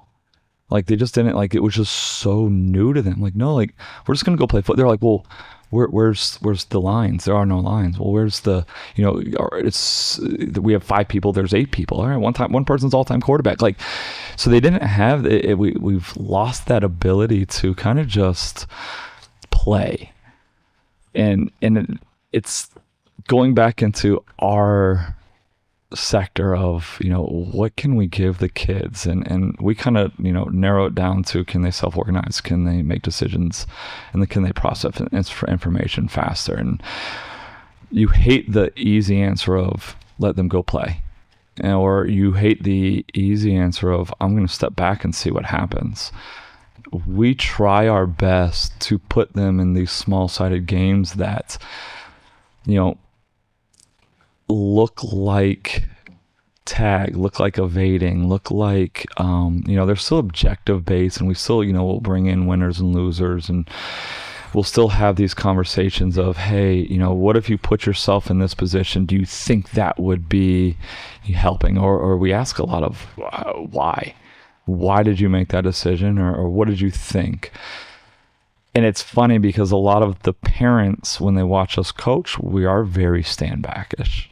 So we're not here, trying to change, at least in that atmosphere, trying to change, tell little Billy to, put his knee here, or tell, Johnny that he needs to do this. No, I'm going to, try to push them to figure out that reason themselves, but I want them to start learning how to figure shit out themselves, because for us it's such a lost quality, because they've got their skill coach, they've got their sport coach, they've got all these coaches that are always telling them what to do, but then when they're out on the field or the court, it's just them. And so you start to see that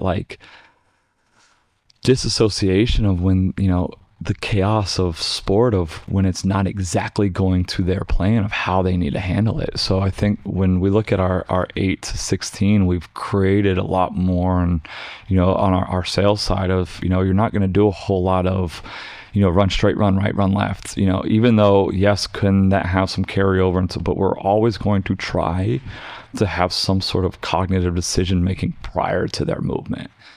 And then as they get older, we can, bring that conversation into a little bit more specificity side. But our 8 to 14 is just get them to learn how to move and learn how to make decisions, learn how to figure shit out for themselves and not have to be told always what to do. Yeah. And that's, again, I think in the area that we're at, that's the biggest conversation I think we have with our parents. And, speed work is easy, right? Sprint, this is your time, this is this. And those tend to be a little bit more coaching or cueing, where a lot of our small-sided games are just, here's the objective, figure it out. And we're, after each, we'll tend to, but we're so stand backish because, again, it's the more they're going to have to think about it. And one of my favorite quotes is Ty Cobb says, you can't hit a curveball thinking about hitting a curveball. Mm-hmm. So we're bringing them into this whole conversation or thought process of while they're trying to move, they're not going to have that reaction time. They're not going to have that, ability to make decisions or go through, what we say, no OODA loop of, being an observe, orient, decide, and act, and going through that system of being able to do it for themselves. So on the psychological mental side, as they progress and they get more high school age, then how do you work with their focus, to be able to basically screw up, forget it, and then get back to what you already know and not hold that screw up, right? For the next 3 plays. I think that's, and again, going back to Verkhoshansky, I think, when it looks like of, dynamic correspondence of, we're looking at an 80% success rate. And again, that's a hard, where we're at, as far as, coaches want perfect reps, they want this, they want that. And when we come in, it's, well, I want you still to fail 20% of the time, because if the rep is perfect, you're probably just going to get better at that drill. You're not going to get better at, the game or the sport, because sport is about failing and how you overcome with it. And it is funny because newer athletes, they struggle with that because, well, I just lost that game, or even, we were doing a cat and a mouse game, and the guy that, got juked out of his pants, and, the rest of the athletes give him a hard time or joke or anything like that. And I think a lot of athletes aren't used to that. And so these are conversations that we try to stay on the forefront for, of like, hey, we want you to fail and we want you to learn from it, but this is your objective. Your objective is to stay on this side of the hip of an athlete. Your objective is to knock down the tennis ball. Your objective is to tag this person, and you're not going to win at every time. And learning how to figure that out definitely takes time. So it's, and kind of going back to, that, throw the baby in the water, so to speak, of, getting them to layer decisions all the way up into the actual game is kind of where our progressions tend to go, as far as, can an athlete mirror another athlete running forward and backwards? Cool, we can do that. We're moving beyond that 80% check off rate. Okay, so now let's add, frontal movement. So they've got now the option to run forward. The offensive guy has the objective to either run forwards, backwards, or he can go side to side. Cool, let's have that defensive player mirror it. Okay, so now we're going to slowly start those layerings of what would look like very general motor abilities, but if we do it right, we'll slowly start to build that into what a game situation could possibly look like. And I think that's where you go back to that original, conversation of, what is a conjugate method? To me, that is the conjugate method, is I'm starting with this foundational movement, knowing that I've got to get to a full game looking play or situation. How can I reverse engineer it where I'm getting them to move at higher speeds, beyond what they're going to do on, their true environment game day? How can I get them to break harder? How can I get them to make decisions faster, right? If they've got 20 decisions to make, they're going to move process slower. But what if I just give them 1? Okay, that's the most important. So now what if I give them 2? Now what if I give them 3? And slowly start those processes on. And I my next kind of just where that goes to is what you said about, how long does it take for those abilities before you start to move on? And ours, we try to stay on that framework of, we will increase intensity, we'll increase volume, but we'll layer the environmental constraints as we start to see that 80% success rate. And it's fun because you'll start to see, one side of a cat and mouse will do better first off, or we'll do a lot of contact prep. So grappling, fighting, stuff like that. And you'll see one side do a lot better, and then you'll see the other side start to catch up. And, it becomes this kind of fluidized ability to continue to layer the constraints as we get closer to, what a competition season would look like. So is the strength and conditioning work then based off what you're seeing through all the movement work? No. At least you're talking about on the strength side of the pure, like the weight room side. Yeah. No. And well, the reason I ask Yeah. is because coaches will fall into one, a few different camps with that. And it's funny, I was driving up here and it was cool to kind of reflect on, where my career has gone. And, I think when I first started out, it was, we're going to max effort every day. We're going to do, dynamic effort, and we're going to stay strict to that. And, what I started saying was, our guys were getting crazy strong. We had some 600-700 pound squatters that were, linebackers. But what was happening was they were sore by the next 2 days. Well, now I can't sprint them. And so that kind of moved on into this specialized approach where I was like this anti-strength. We don't need, there's no rack in the weight room, so why am I gonna, get them to heavy squat? And then I started seeing robustness started driving down. And I also think, coming from a sales side, hey, I'm doing these new things. I'm doing these things that you haven't seen, and not necessarily the Instagram side, but you start to kind of, you want to be, goes back to that me wanting to be different of, doing that. And the past probably about 4 or 5 years, I've almost gone back into what, really Charlie emphasized was just the general side of what weight training can give you.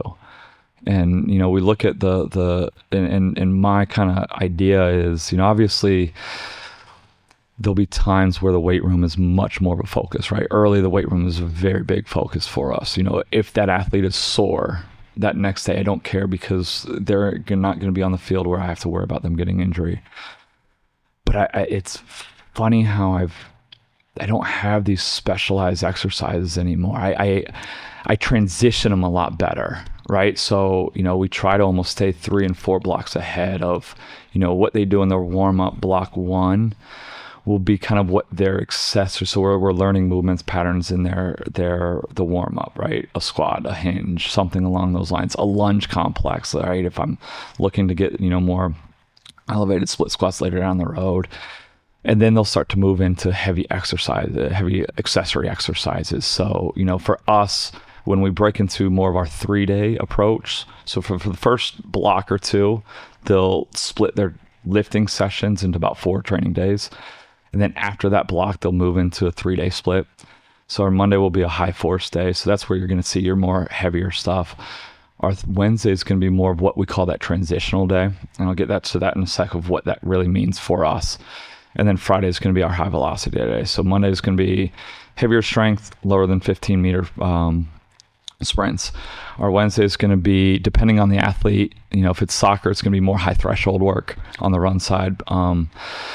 More repetition on the lifting side. Our high velocity today is going to be more speed work, more jumps, more throws, more beyond 20 meters of a sprint. But what we try to do is we have that transitional side of, okay, once it gets into the accessories. So if we're looking at, just a,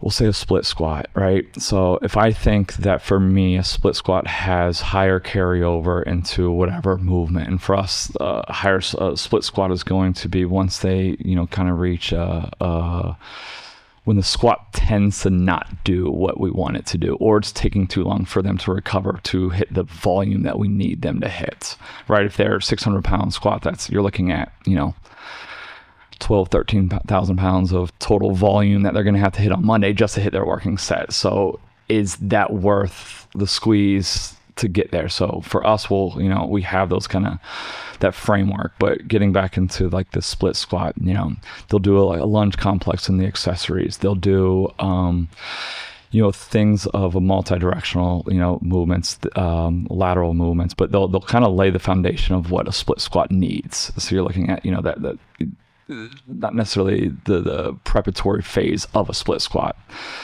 And then we'll go into more of a higher rep on that middle day, that transitional day. So they'll go, we'll just Hatfield split squats. They'll do that on their Wednesday. A little bit more higher volume, just preparing them to be able to take on the load.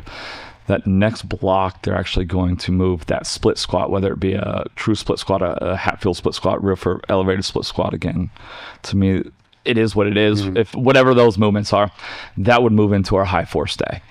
So now we're starting to build the absolute strength of that movement. And then finally, that split squat will end up going into our dynamic day.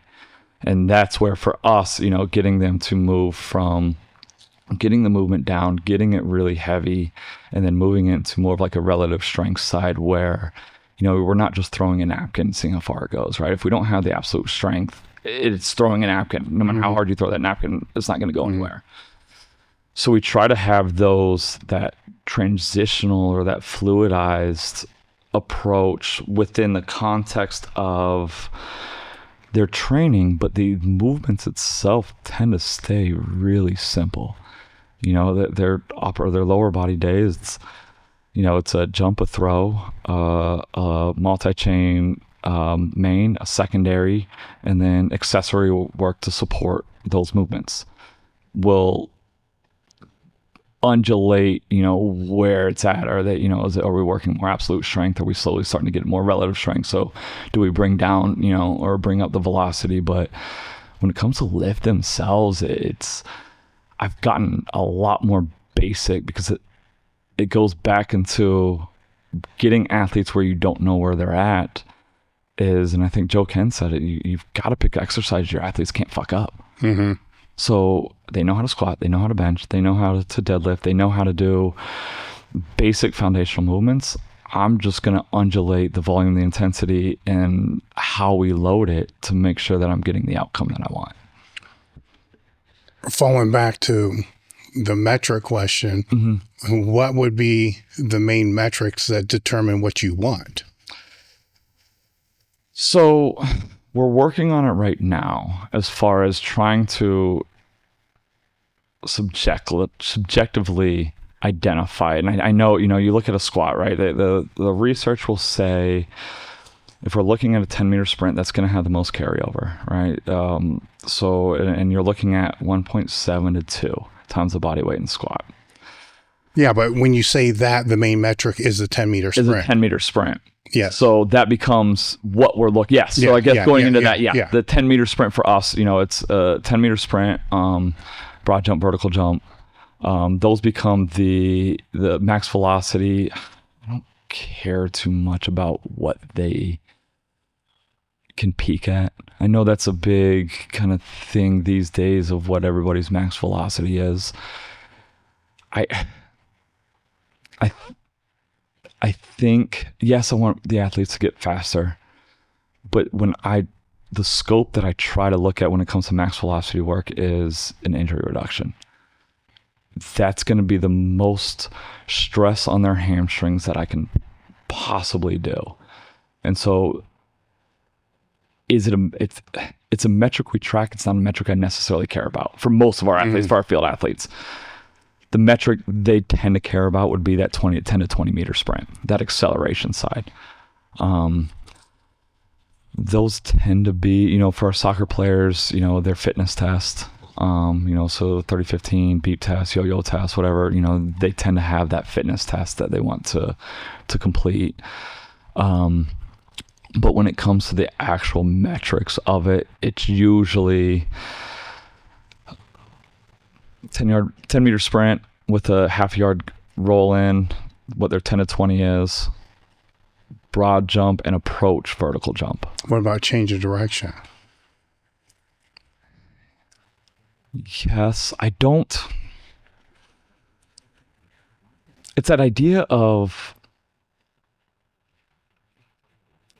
we'll do a 505 test.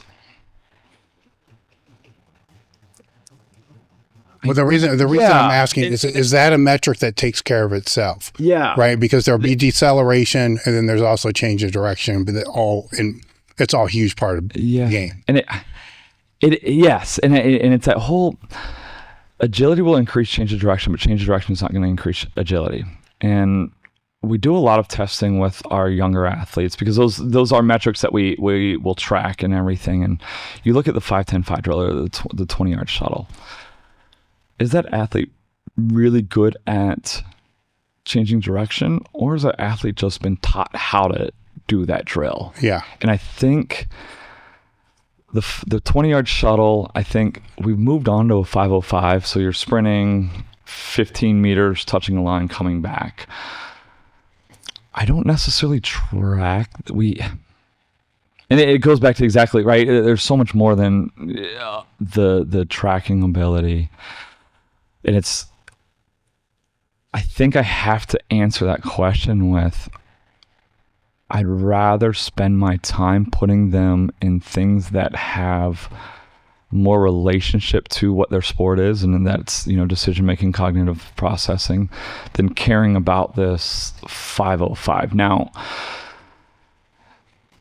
can we base that? Can we model that off of what their 10 meter looks like? Absolutely. We can say, their 505 has to be in some sort of relationship to what their 10 meter sprint looks like. Can we look at the 20-yard shuttle and say, there has to be some sort of relationship between the 40-yard dash? And I could definitely agree with the idea that those two, I think, those tend to present themselves a little bit easier of, can an athlete actually decelerate? And for us, getting back into the weight room conversation, majority of our change of direction happens because of what our strength in the weight room is. And then we apply that to, or we show that with everything else, what we do on the field. With your collegiate athletes, the ones that you've had in long term, when they come back, there's always going to be a degradation. What's the biggest degradation you see when they come back? Assuming that we're not dealing with their squat sucks. Yeah. Well, assuming that injury is not the main, because they're going to get, some will get really beat up. Mm-hmm. So those that don't, when they come back, it's their strength is what's diminished the most. The absolute strength, I would say, or maximal strength. I would say maximal strength. Yeah. Maximal strength sucks as far as the idea of, I think, and again, I wouldn't that be a given though? Because that would have been the thing that's going to be stripped out the most. Yeah. As the season progresses. Yeah, exactly. And I think between it's that and sprint work, I think are the two things that tend to lead the most. And I think, it's sometimes, in weight rooms, and I always said if I was ever in the collegiate side, my rack would not have a straight bar. There would be a yoke bar, some sort of camera bar for benching, and plates would be colored. There'd be no weight. There'd be no number on those plates. So you would just have a blue, a red, and a green. So I think sometimes we start chasing numbers way too much, and we start to forget why we're strength training in the first place. And so that, that squat tends to come back, way too high, or they're breaking on the back just to fight up, and and I think you can go into the idea of they just had a season, so certain musculatures have weakened, but usually getting athletes back on a box, back on a bar that they're comfortable with, and allowing them to kind of just revisit that side of it tends to be kind of one of the first things that we will do when they get back. If you have the athlete through the season, mm-hmm.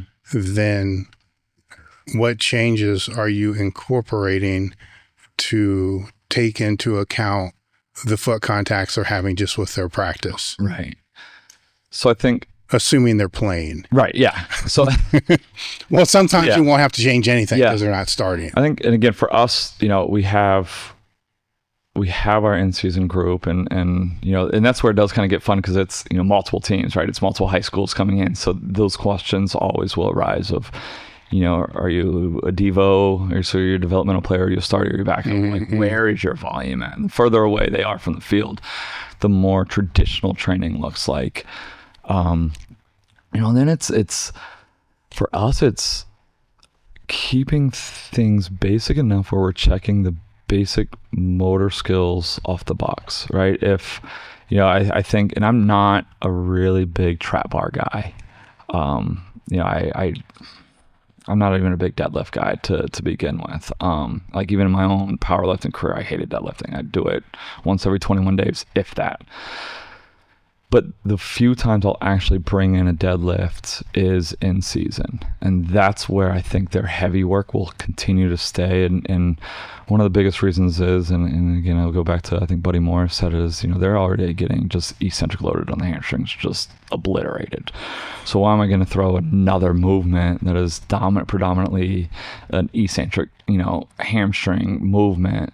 So it's much easier to put them in these concentric movements because I don't need to worry about soreness as much. I can get them under some volume. I can continue to start building that volume. I can still throw intensity at them and not have to have this worrisome that I effed them up for a Friday night game. We'll always try to, going in, we'll always try to sprint them. So if they, aren't under a program that has, some sort of, periodization plan throughout the week of what their practice structure looks like. So if, they're not hitting, some sort of max velocity work, we'll still at least hit that. We won't ask them to PR on it, but, hey, we need to stay above 95%. So if you're at X, we need you at Y. Hey guys, if you're enjoying what you're watching, make sure to take a moment to like, comment, and subscribe. And then it's just about, continually to mitigate injuries, making sure that, whatever they're not getting on the field, we're giving them. And that tends to be those two qualities, heavy and sprint. If you were to go back, and I'm sure you've been asked this question several times, knowing what you know now, to apply it to your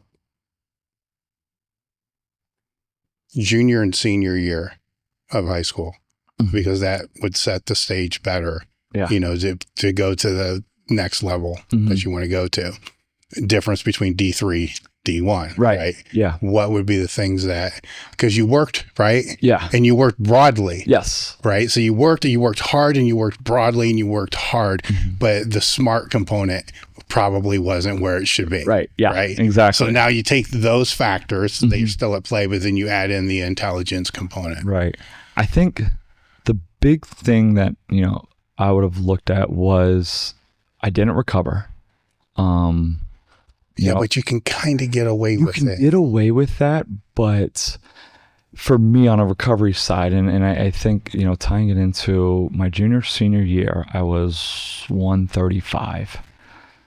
But, and it was always honed to me, and why I was good at what I did was because I was faster than everybody else. And yes, I needed to be faster than everybody else because that helped me. But I think the trajectory, and I don't even want to say the trajectory of where my career would have gone, because I loved my career. My career was absolutely amazing. But I think if I was, instead of 135 running we'll just say 4.4, if I was 165, 170 running a 4.5, I think that on a recruiting side would have gotten me a lot more recruited from bigger schools. And I can't tell you now if, and again, the barrier to entry are those metrics, right? You have to be 5'10", you've got to be 150, and you've got to be able to run, 4.4. And I look back on it now, and there's never in my career, especially my college career, I was like, man, I'm just undersized. Like, I'm getting beat up out here. But I think on a recruiting side, and even probably on a health side, I'm pretty beat up. And I think one of the bigger reasons, and obviously I think my training of never giving up or never, allowing myself to recover, or I think taking the hits has really, and I think I've noticed that the past couple of years that my body's really have taken a toll. So I do wonder, okay, if I was that 10 pounds heavier, or if I was, that 12 pounds heavier, would my body feel, or would I've not had the most random injuries? I would be from broken ribs. I broke my forearm my senior year of college or high school. I think, every year I kept having these just random injuries. And, I think I always look back on my career and say, was there a chance that I could have mitigated those injuries from gaining weight, taking, a more specific approach? I also, and again, long story short, I think I wish I would have taken the tactical side more serious, because I could always get away because I was faster than everybody else. I could make so many more mistakes because I was faster than everybody else. But I don't think I truly started understanding the game of football until I blew out my ankle. So I ended up having 2 total reconstruction surgeries on my ankle, and I was out for 23 months. When you took away my speed, it's like, oh shit, I have nothing. So I had to learn the game of football, and I think I wish I would have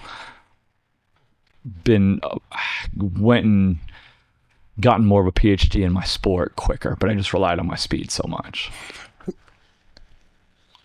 The recovery piece is an intriguing one to me, because if you have a committed athlete for a quadrennial, you can build their work capacity far in excess of what's actually required to the sport, 3 times in excess. And we'll look at the work capacity of the CrossFitter per se. And so the recovery thing becomes a weird one, right? Because you can have that high work capacity, but then still be able to recover from it. But it just takes a whole lot of time, which I think you kind of answered this question in your last answer. When it takes all that time, then what's being sacrificed? Right? What's going to be sacrificed is going to be the tactical, the SPP, the things that really matter, right? Exactly. That go into all that thing. But I think it doesn't happen so much today as it did in years past, but years past, that work side was celebrated, overemphasized, right? Because nobody's going to work harder than I do. And so you end up with that deficit, in the tactical. But finding what that optimal work capacity is for the sport that the athlete's doing is key. And that's still going to be highly individual, for the athlete. So there's a minimal, right? But there's really no maximal, right? So the problem that I see across the board is like there needs to be a maximal kind of defined. And I think in both sectors, each coach kind of figures that out, for each position, because it's going to change per position as well. Thus, one example would be, do they really need to squat 600 pounds? Right. Because of the reasons that you said. Now you got a longer warm up time. You have, more work capacity going into all that. So what's going to be sacrificed, because of all that with the other abilities. But what I see as an outsider looking in when you're high school and below is the minimals not even being hit. Right. And that's a problem. Because it would be okay if the minimal's not being hit if the tactical was way high. Right. But that's not happening. Across the board, if it's parents that, God, this is a weird one, right? Because club sports and shit like that. So parents fall over the spectrum too. You have the wacko ones that the kids just don't stop playing for 8 years and then burn out. Exactly. Never. So there's that. But how would you guide, a parent that's got a kid interested in sports that would be, say, pre-junior high, like 5th, 6th grade? And that's become one of the more fun conversations. So I've got a 5-year-old, and, and getting into it, so, obviously I played football. My wife's 1,000 times more athletic than me. She's a Division I athlete. So we understand that genetics has a really good opportunity for our daughter. And so we get that question a lot of like, how are we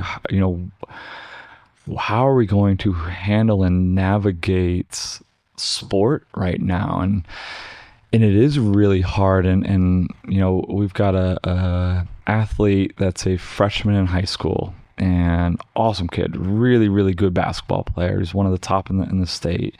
And his parents are amazing. His parents are, navigating with him, and they're doing an awesome job of like asking those questions. But what's happening is, USA Basketball's calling him. His sport coach is calling him. They're wanting him to be pulled in all these directions where he understands and where, his big game is he's darn athletic. So he wants to stay on the athletic side, but he's like, I don't have that time. So where's that balance? Because it is hard, because for him, 8th, 9th, sophomore year is where he's getting recruited. So he has to go showcase himself, but he's going to go showcase himself and lose on that training side, or has a potential to. And, me, the athlete, says, I made a lot of my career. Why? You were going to go showcase what it had. I was back there working. So you get nervous of those guys that aren't being showcased, that are just continuing to work or doing the quote unquote right things. And, getting back to,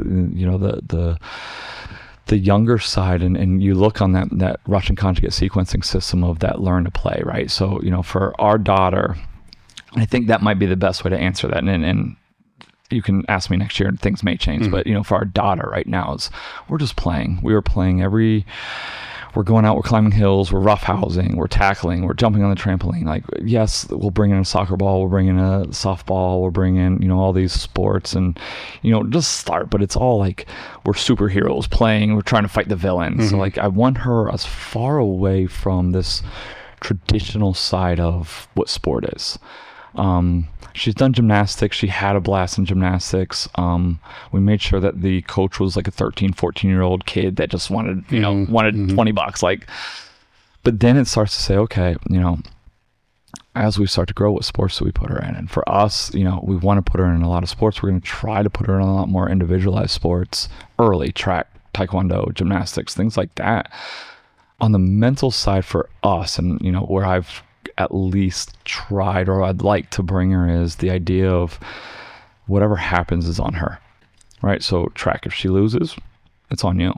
What I don't want is to put her in a soccer and, she loses a game and, well, why did we lose the game? Well, Timmy over there can't kick a goal. Like, so I want her to have that, if we're going to win or lose, it's got to be on me. And I think that, on a long-term side can develop that kind of just leadership aspect of. I would agree with that, because I think personal accountability is, something that just across all society is degraded to a point that I could probably do a whole rant about that right there. But they have to learn to work as a team as well. Yeah. And so that's the caveat to that one. Which, yes, I absolutely agree. I'd love to get her. And I say that, let me regress. I'd like to put her in like the YMCA sports, where they do like everything every 6 months or 6 weeks or whatever. Even right now she's at a preschool that's on a farm. It's hour and a half of schoolwork, hour and a half of they go outside onto a farm, and they work together as a team. So I think that's, again, these are where these weird applications. I probably have a biased view of that, because I wrestled and powerlifted. Yeah. Right. I mean, I had some football in there, which taught me the least amount of teamwork that I possibly had, because I was just pissed because nobody else trained hard. So it kind of fell into that whole thing. Yeah. By the way, when I played, I also lost St. Francis in the playoffs the same way that you guys. Where'd you go? Finley. Oh, did you? Okay. Yeah. Oh, awesome. So it was one of the rare years that they actually did really, really well. And so we get to that point, you get beat by a fucking Catholic school that recruits all the players. But anyhow. A terrible school. Go Bishop Watterson. And so when I was going through them, I'm like, yeah, we have that kind of that comment. But with those sports being individualistic, that's what I wanted, because I wanted that full responsibility. Yeah. Ultimate accountability, because it's 100% on me. Right. And the team thing was, I got more pushed into it than I wanted to, but I understand why now. Yeah. Absolutely. So I see the flip of all that, especially being around powerlifting my entire life, because you're dealing with a very highly individualistic sport. Absolutely. While there's training partners and all that, it's still there. And granted, all individual athletes still have excuses out the ass as to why they don't perform well. Yeah. But everybody at the end of the day knows. Right. You know what I'm saying? Yeah, they can say whatever they want, but inside, unless they're a psychopath, inside they know. They know. Right? Yeah. And so I do have a biased view on that. Well, let me ask you this. So with the idea of having that balance, would you see the same transfer as, and obviously we say sport is always the ultimate team sport. Would you see a transfer at that age of not necessarily maybe not sport, but working in together as a team outside of sport. Again, my example would maybe be, with my daughter's school, of like they'll give, a list of trees and they all got to work together to find. Do you see the same transfer of abilities if they can work together outside of sport? Would they then be able to work together inside of sport, or is sport so above the ability to work together as a team that is kind of where you want to put your egg, so to speak? I would assume, the outside world transfers to sport. Way more than sport's going to transfer to the outside world, just because you're part of the outside world way more than you're part of sport. But when you're part of sport, you can become part of a community. Right. And in that community, even if it's a individual sport, you're still on a team with other weight classes or, other people that are still driven for the same thing. What I don't know, and I'm more optimistic than pessimistic, is with younger generations, their means of communication is different than what our means of communication would be. That's, your daughter will not know what life was like without a phone. You know what I'm saying? Exactly. Absolutely. And I'm not going to say that's good nor bad. It's just the reality, of what it is. And as it progresses, is the communication skill going to be, they need to optimize how they can communicate digitally, because that's probably going to be their real world. Exactly. If you were to prepare for the real world, this is a weird fucking thing as a parent. If you're going to prepare for the real world, then you got to prepare for something that you may not like. Yeah, absolutely. And that's just scared the shit out of me. You see what I'm saying? That's like that's the balance. That's the balance. With all that, but with all that, health and fitness is still going to matter. Absolutely. Maybe, let's say create, Ozempic first strength. Like when it will happen, all those things will happen, but we're still a biological being, so I feel that sport will, I've said this before, like as we become more digital, and we will become more digital. Absolutely. Right? We know this for a fact, because just over the past 20 years, look at the difference. People talk about the difference of just the last few years. Look at the difference from when you were in high school to now. Exactly. It's ridiculous. I had my pager. When you think back, it's crazy different. And it will exponentially get crazy different like that as well, where I think we're going to become to a place where it's not overly digitized, but it's just, everything's just so digitized that humans are still humans. They're going to crave other humans. So they're going to, gyms, restaurants, and bars are just going to continue to keep flourishing because they're the main places in sport. Are all those main places. Sport becomes the weird one because the obesity rate is so freaking high that by the time kids would become young enough for Pee-wee football, they're in such bad shape. They're too big for it. They can't. That's a problem. Right. And I don't know, but that's not all of them. So the advice I give to the younger ones is, if when you're talking about hard work, so when you're in high school, you're the hardest worker there might have been, I'm speculating here, maybe 20% of the kids who were participating in your school in sport, whatever those sports were, that were all working that hard, which meant that you didn't really have to compete with the other 80%. And then you didn't have to compete with all the people that weren't participating in sport. Right? And now if that is decreased, to where now you only need to compete with 10 or 5%, then what an opportunity for a kid, that's playing now when genetics do play this huge role. They're not going to play as big of a role because the people with the great genetics aren't playing at all. Or they're not working. Exactly. Right. So the opportunity is even greater for the kids that are coming in. And it's going to continue to get greater. This is my speculation because it's just decreased over the years. Prior to my generation, it was probably even a higher percent. Well, coaches didn't let you drink water, and just everybody, you had more competition to be able to make your spot. right? To where now in most high schools, it probably isn't that hard to be able to be second or third string. Right. Right. Yeah. To start, it's always going to be, I mean, athletes have gotten better over the years, so we can't deny that. But that pool has just gotten smaller. It's gotten smaller. Yeah. So to get to the table has never been easier, right? To be the leader of the table and the person that's going to play at the next level, it's probably harder. Right. Right. Yeah. And that's interesting because the best got better and the worst got way worse. Yeah, exactly. Right. Yeah. So that pool just got gigantic. Yeah, kind of like everything in society, right? Yeah, exactly. And that's the middle is kind of, but it is an opportunity. Oh yeah. And that's where, like, you know, go back to my daughter, like navigating that, like, and then you've got the mental health side of like everything. It's like, okay, like there's so much to look at.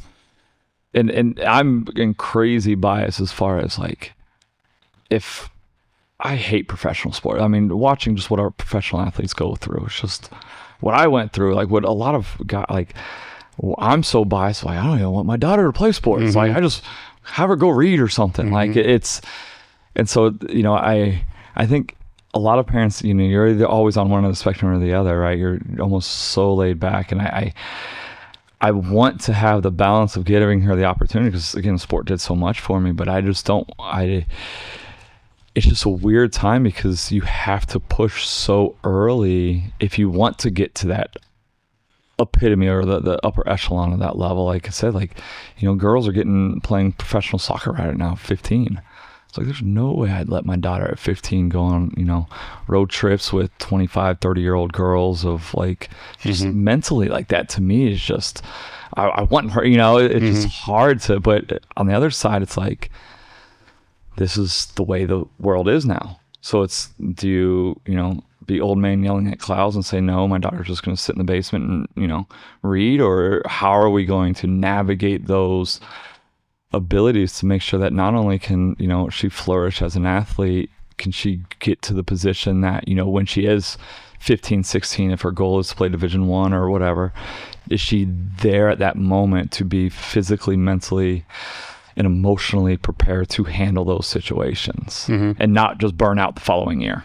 I mean, and disseminate it down even further to that, and just strip all that away, it's what's the ability to handle failure and adversity. Yeah. I mean, it's what it's going to boil down to if it's sport, not sport, or whatever it is, because that's the number one key, you know, to success, is to be able to overcome adversity and to understand. I mean, when you played ball, how many plays went right? Yeah. Not very many. Yeah, exactly. Like very, very few. Make a Hall of Fame career on a failing 80% of the time. If maybe more. Yeah. You know, 90%. You know, 90% is, like you said, figuring the shit out, and that's true in anything. Yeah. You know, you're gonna fuck up way more than you're gonna succeed, but you need to mentally be able to handle and understand that that's not really fucking up. It's normal. Yeah.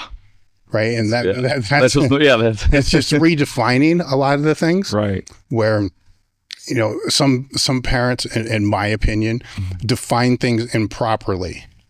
Right? You know, adversity is fucking life. Yeah. You know, failing is life. To protect against failure for as long as you possibly can is not preparing them for life. Right? Because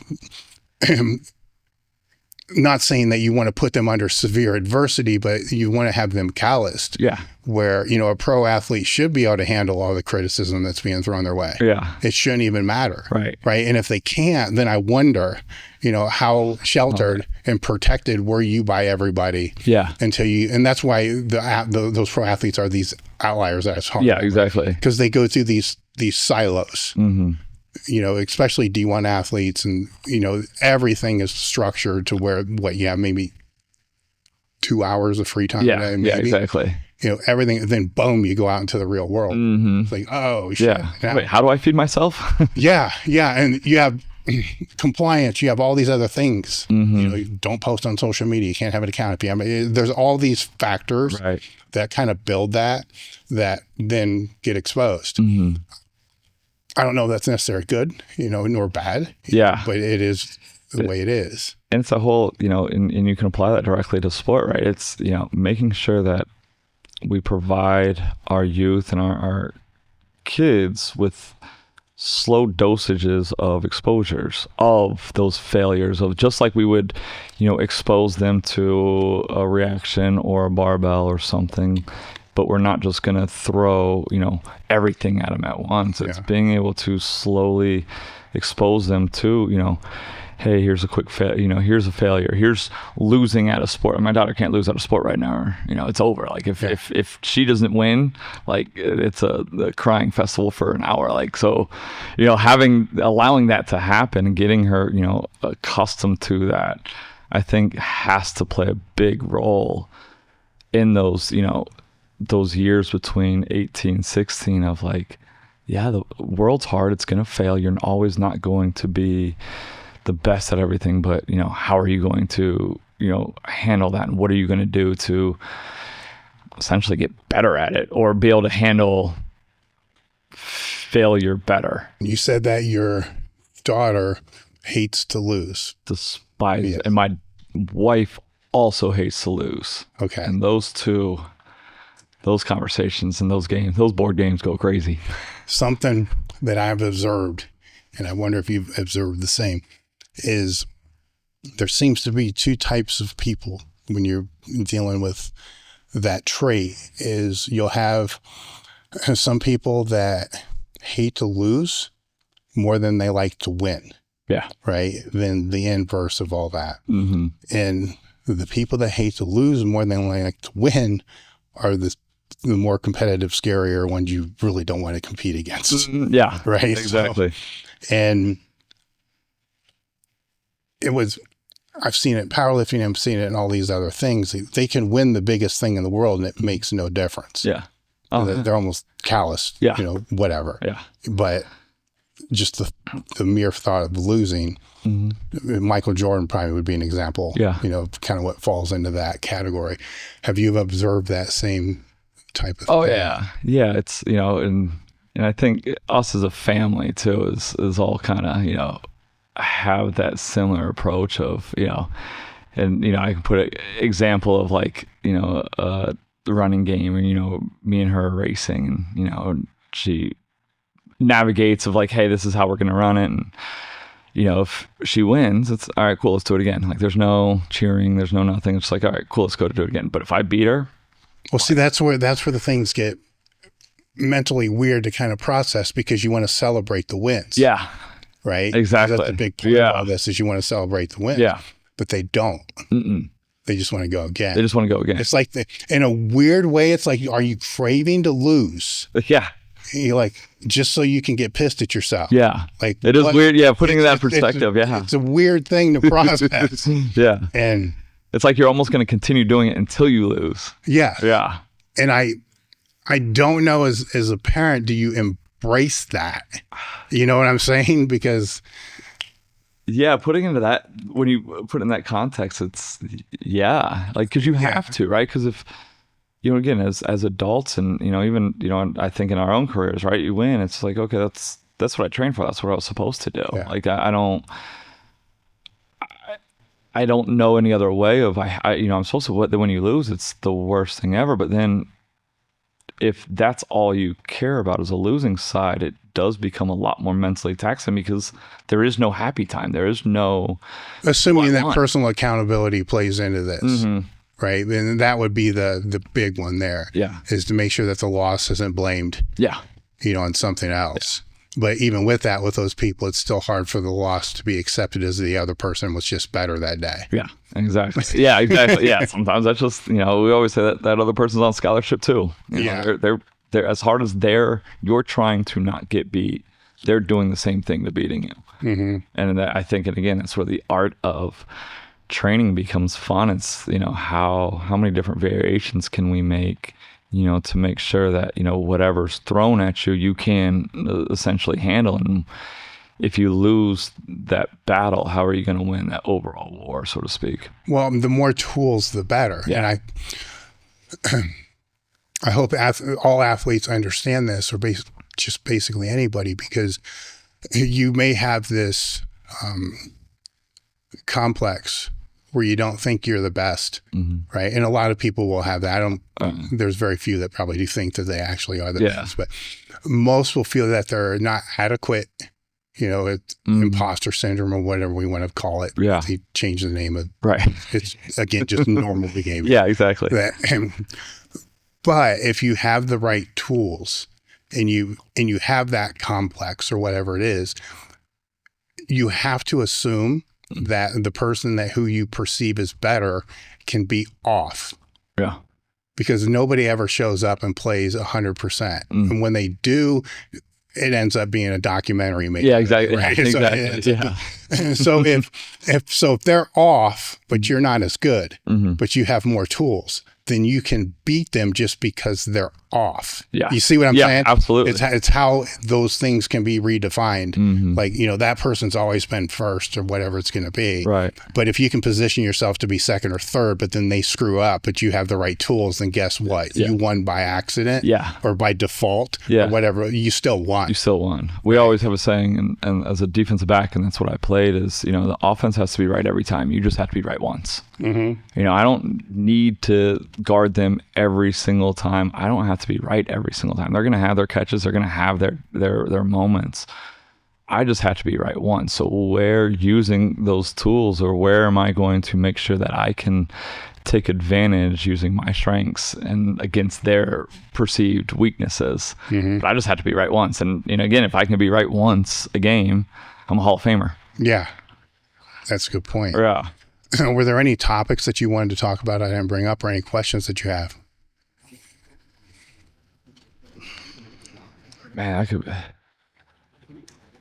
Yeah, at least, you know, on my side, and you know, this is for me a very full circle moment, and going into even like the imposter syndrome of, like, you know, with Elite FTS, of me growing up on it. And, you know, I still remember, you know, reading and going through like every, you know, article or anyone that came from Elite FTS. And that, I mean, that for me, that was the epitome of, like, if I can write for Elite FTS, like, that was like, I've made it. So to even be here is just absolutely insane to me. And, you know, I think my biggest question for you would be, you know, in your, 30 years? You know, 98. If you could say, you know, in 30 more years, you know, and if we understand that this profession is so in its infancy, right? You know, strength and conditioning, even though we've, you know, trained and everything, it's still in its infancy as we see it. What are the main things that you think are going to stick in 30 years, right? And the example could be as simple as, you know, we won't see barbells, you know, and the you know, the sport side, it's all going to be yoke bar. Like, but like, where do you see that the profession and the performance side really going? That's too far out to make any kind of perception of that, because, I mean, if you were to go back 30 years ago and see what's going on now, you would never imagine, you know, that we have the tools, you know, that we have.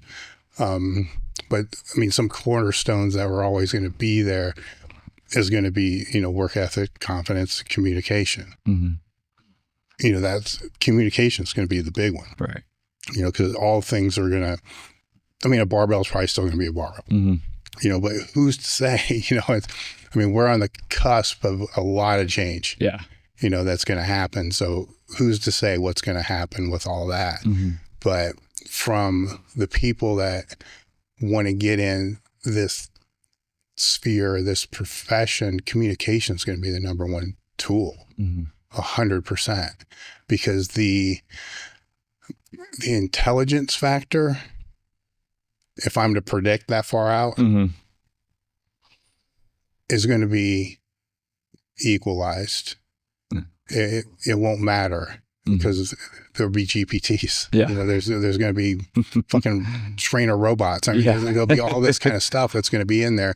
So it's never been easier you know, to have access to information, that's going to be even easier. Right. But then to have access to information that's actually great information is going to be even easier. Yeah. And it's going to be available to everybody, you know, that embraces it. I mean, some people just say, no, we're not going to embrace any of this kind of shit. But just the fact that you can kind of aggregate everything that's on the internet, you know, through GPT now with the right prompts is crazy. Yeah. You know, to be able to do that. So in that profession, when you can take all because the way you think through and the way that you discussed how you work with athletes in a way is an algorithm in your own brain kind of processing. Right. That can be outsourced or will be outsourced. Yeah. Right.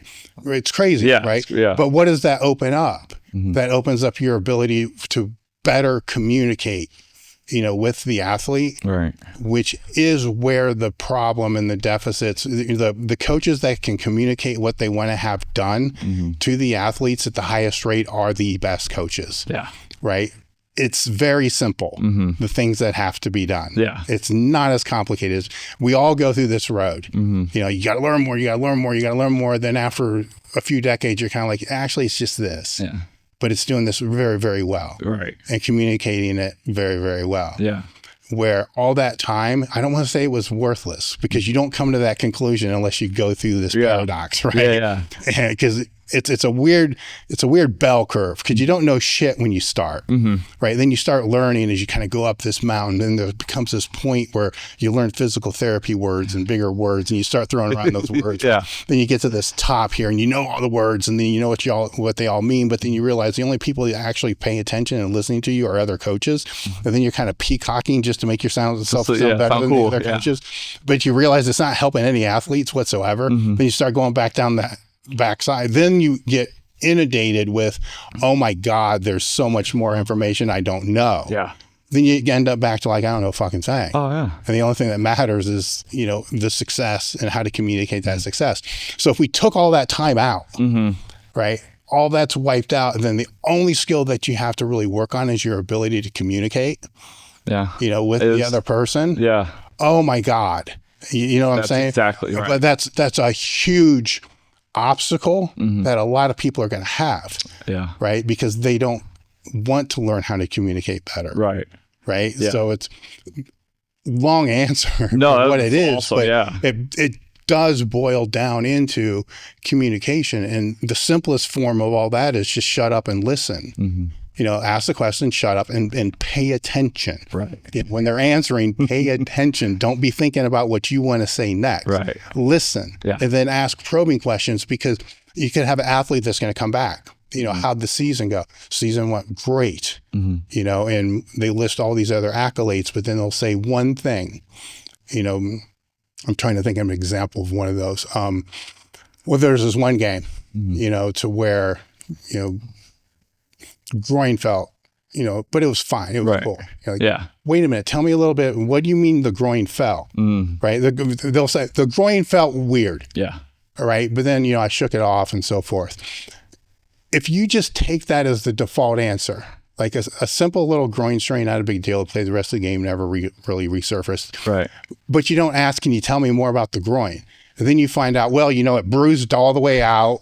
You know, you know, I wasn't able to cut for the next 4 or 5. Yeah. So it ends up being this major strain, right? But you didn't listen. You know what I'm saying? You didn't listen. Then you didn't ask when you saw that opportunity to be able to see what exactly does this mean. You know, or it could be you know, anything like that, any red flag, and you learn that. Yeah. Right. You learn that over a period of time is, ooh, there's a red flag. Maybe we need to ask the next question. Right. Yeah. That's the communication I'm talking about, because you didn't know that as a younger coach. Yeah. Right. As a younger coach, it's just like, here's the plan that I have. We're going to implement that plan. We're going to throw that in there. You know, I'm going to ask this question because I'm supposed to, but it really doesn't matter. Yeah. Right? So like you said, I'm going to go on to the next question anyways. Exactly. You're just going through this analysis or intake form or whatever it's going to be to be able to get through there. And sometimes if it's, you know, Gen Pop, you know, you may not get through the 5 questions you want to ask because you learned everything from the first one. Yeah, exactly. But I mean, that makes complete sense, because I mean, especially with everything that can arise, it's like, you know, the art of training still has to take precedent. And those, I don't care what, robot comes into play, that conversation right there, diving in deep into a situation like that, I got to imagine won't happen with, how the technology boom hits, so that communication, that conversation with the athletes and the caring of that athlete, of wanting to get them to a place that they want to get to. I would absolutely agree that that's just not going to happen. No, I'm optimistic because just if we go back, right, Todd was handing you books, right? Then you got to go physically read first you had to have the books, and you had to go physically read the books. Now you can just search the summaries of the books. Forget about AI, forget about that. Yeah. The internet, you know what I'm saying? Just Google, allowed you to be able to have access, to be able to have more sources. The Verkhoshansky Forum, for instance, right? Great forum. Before that, you had to know him.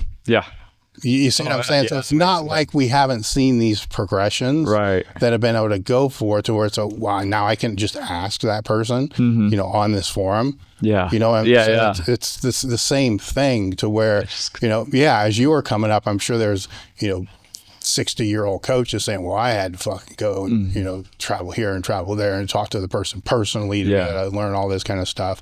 And that still means a lot, because the hands-on, there's more to it. Right. The nonverbal communication, watching how somebody works, watching how they observe. There's way more that I can learn from your coaching just by watching you coach for a week than asking you questions. Yeah. Way more. Yeah. So that's the communication part that falls into that as well. I love that. So that's awesome. Yeah. Which again, I think, me as a coach, like, that continues to need to be worked on, and, having those, making sure that we never lose sight of that communication side when, again, as I said, getting more into the sports science side of like wanting to just be more so data oriented, that we forget the.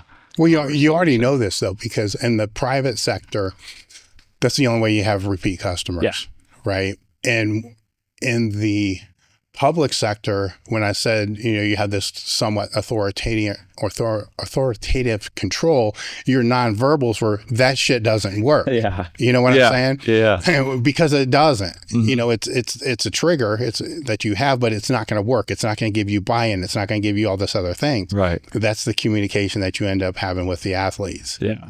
Knowing that you care about what they're doing. Right. They're not just they're not just a number, that's taking a spot. Yeah. Right. Yeah. So why that's not going to change. Right. You know what I'm saying? It's just, you're going to have more time to focus on that. Yes. I love that. Yeah. That's awesome. Yeah. How can people get a hold of you? How can they find you? Oh, good Lord. So I'm on all socials. They all have at least my last name. I think they're all separated again. I've had socials forever. So it's Niklos. So Instagram, I believe, is Niklos. So Niklos 11. That's Instagram. Social media, or Twitter is X, is Coach Niklos, same spelling, Niklos. Easiest way, email address, mike@accelerationpro.com. That's going to be the easiest way to get a hold of me. I tend to try to stay away from social media as much as I can. So I tend to respond to emails much better, but always, and like I told you, this is such an awesome moment for me. And, seeing the live, learn, pass on, mentality is always something that, I hold true to myself.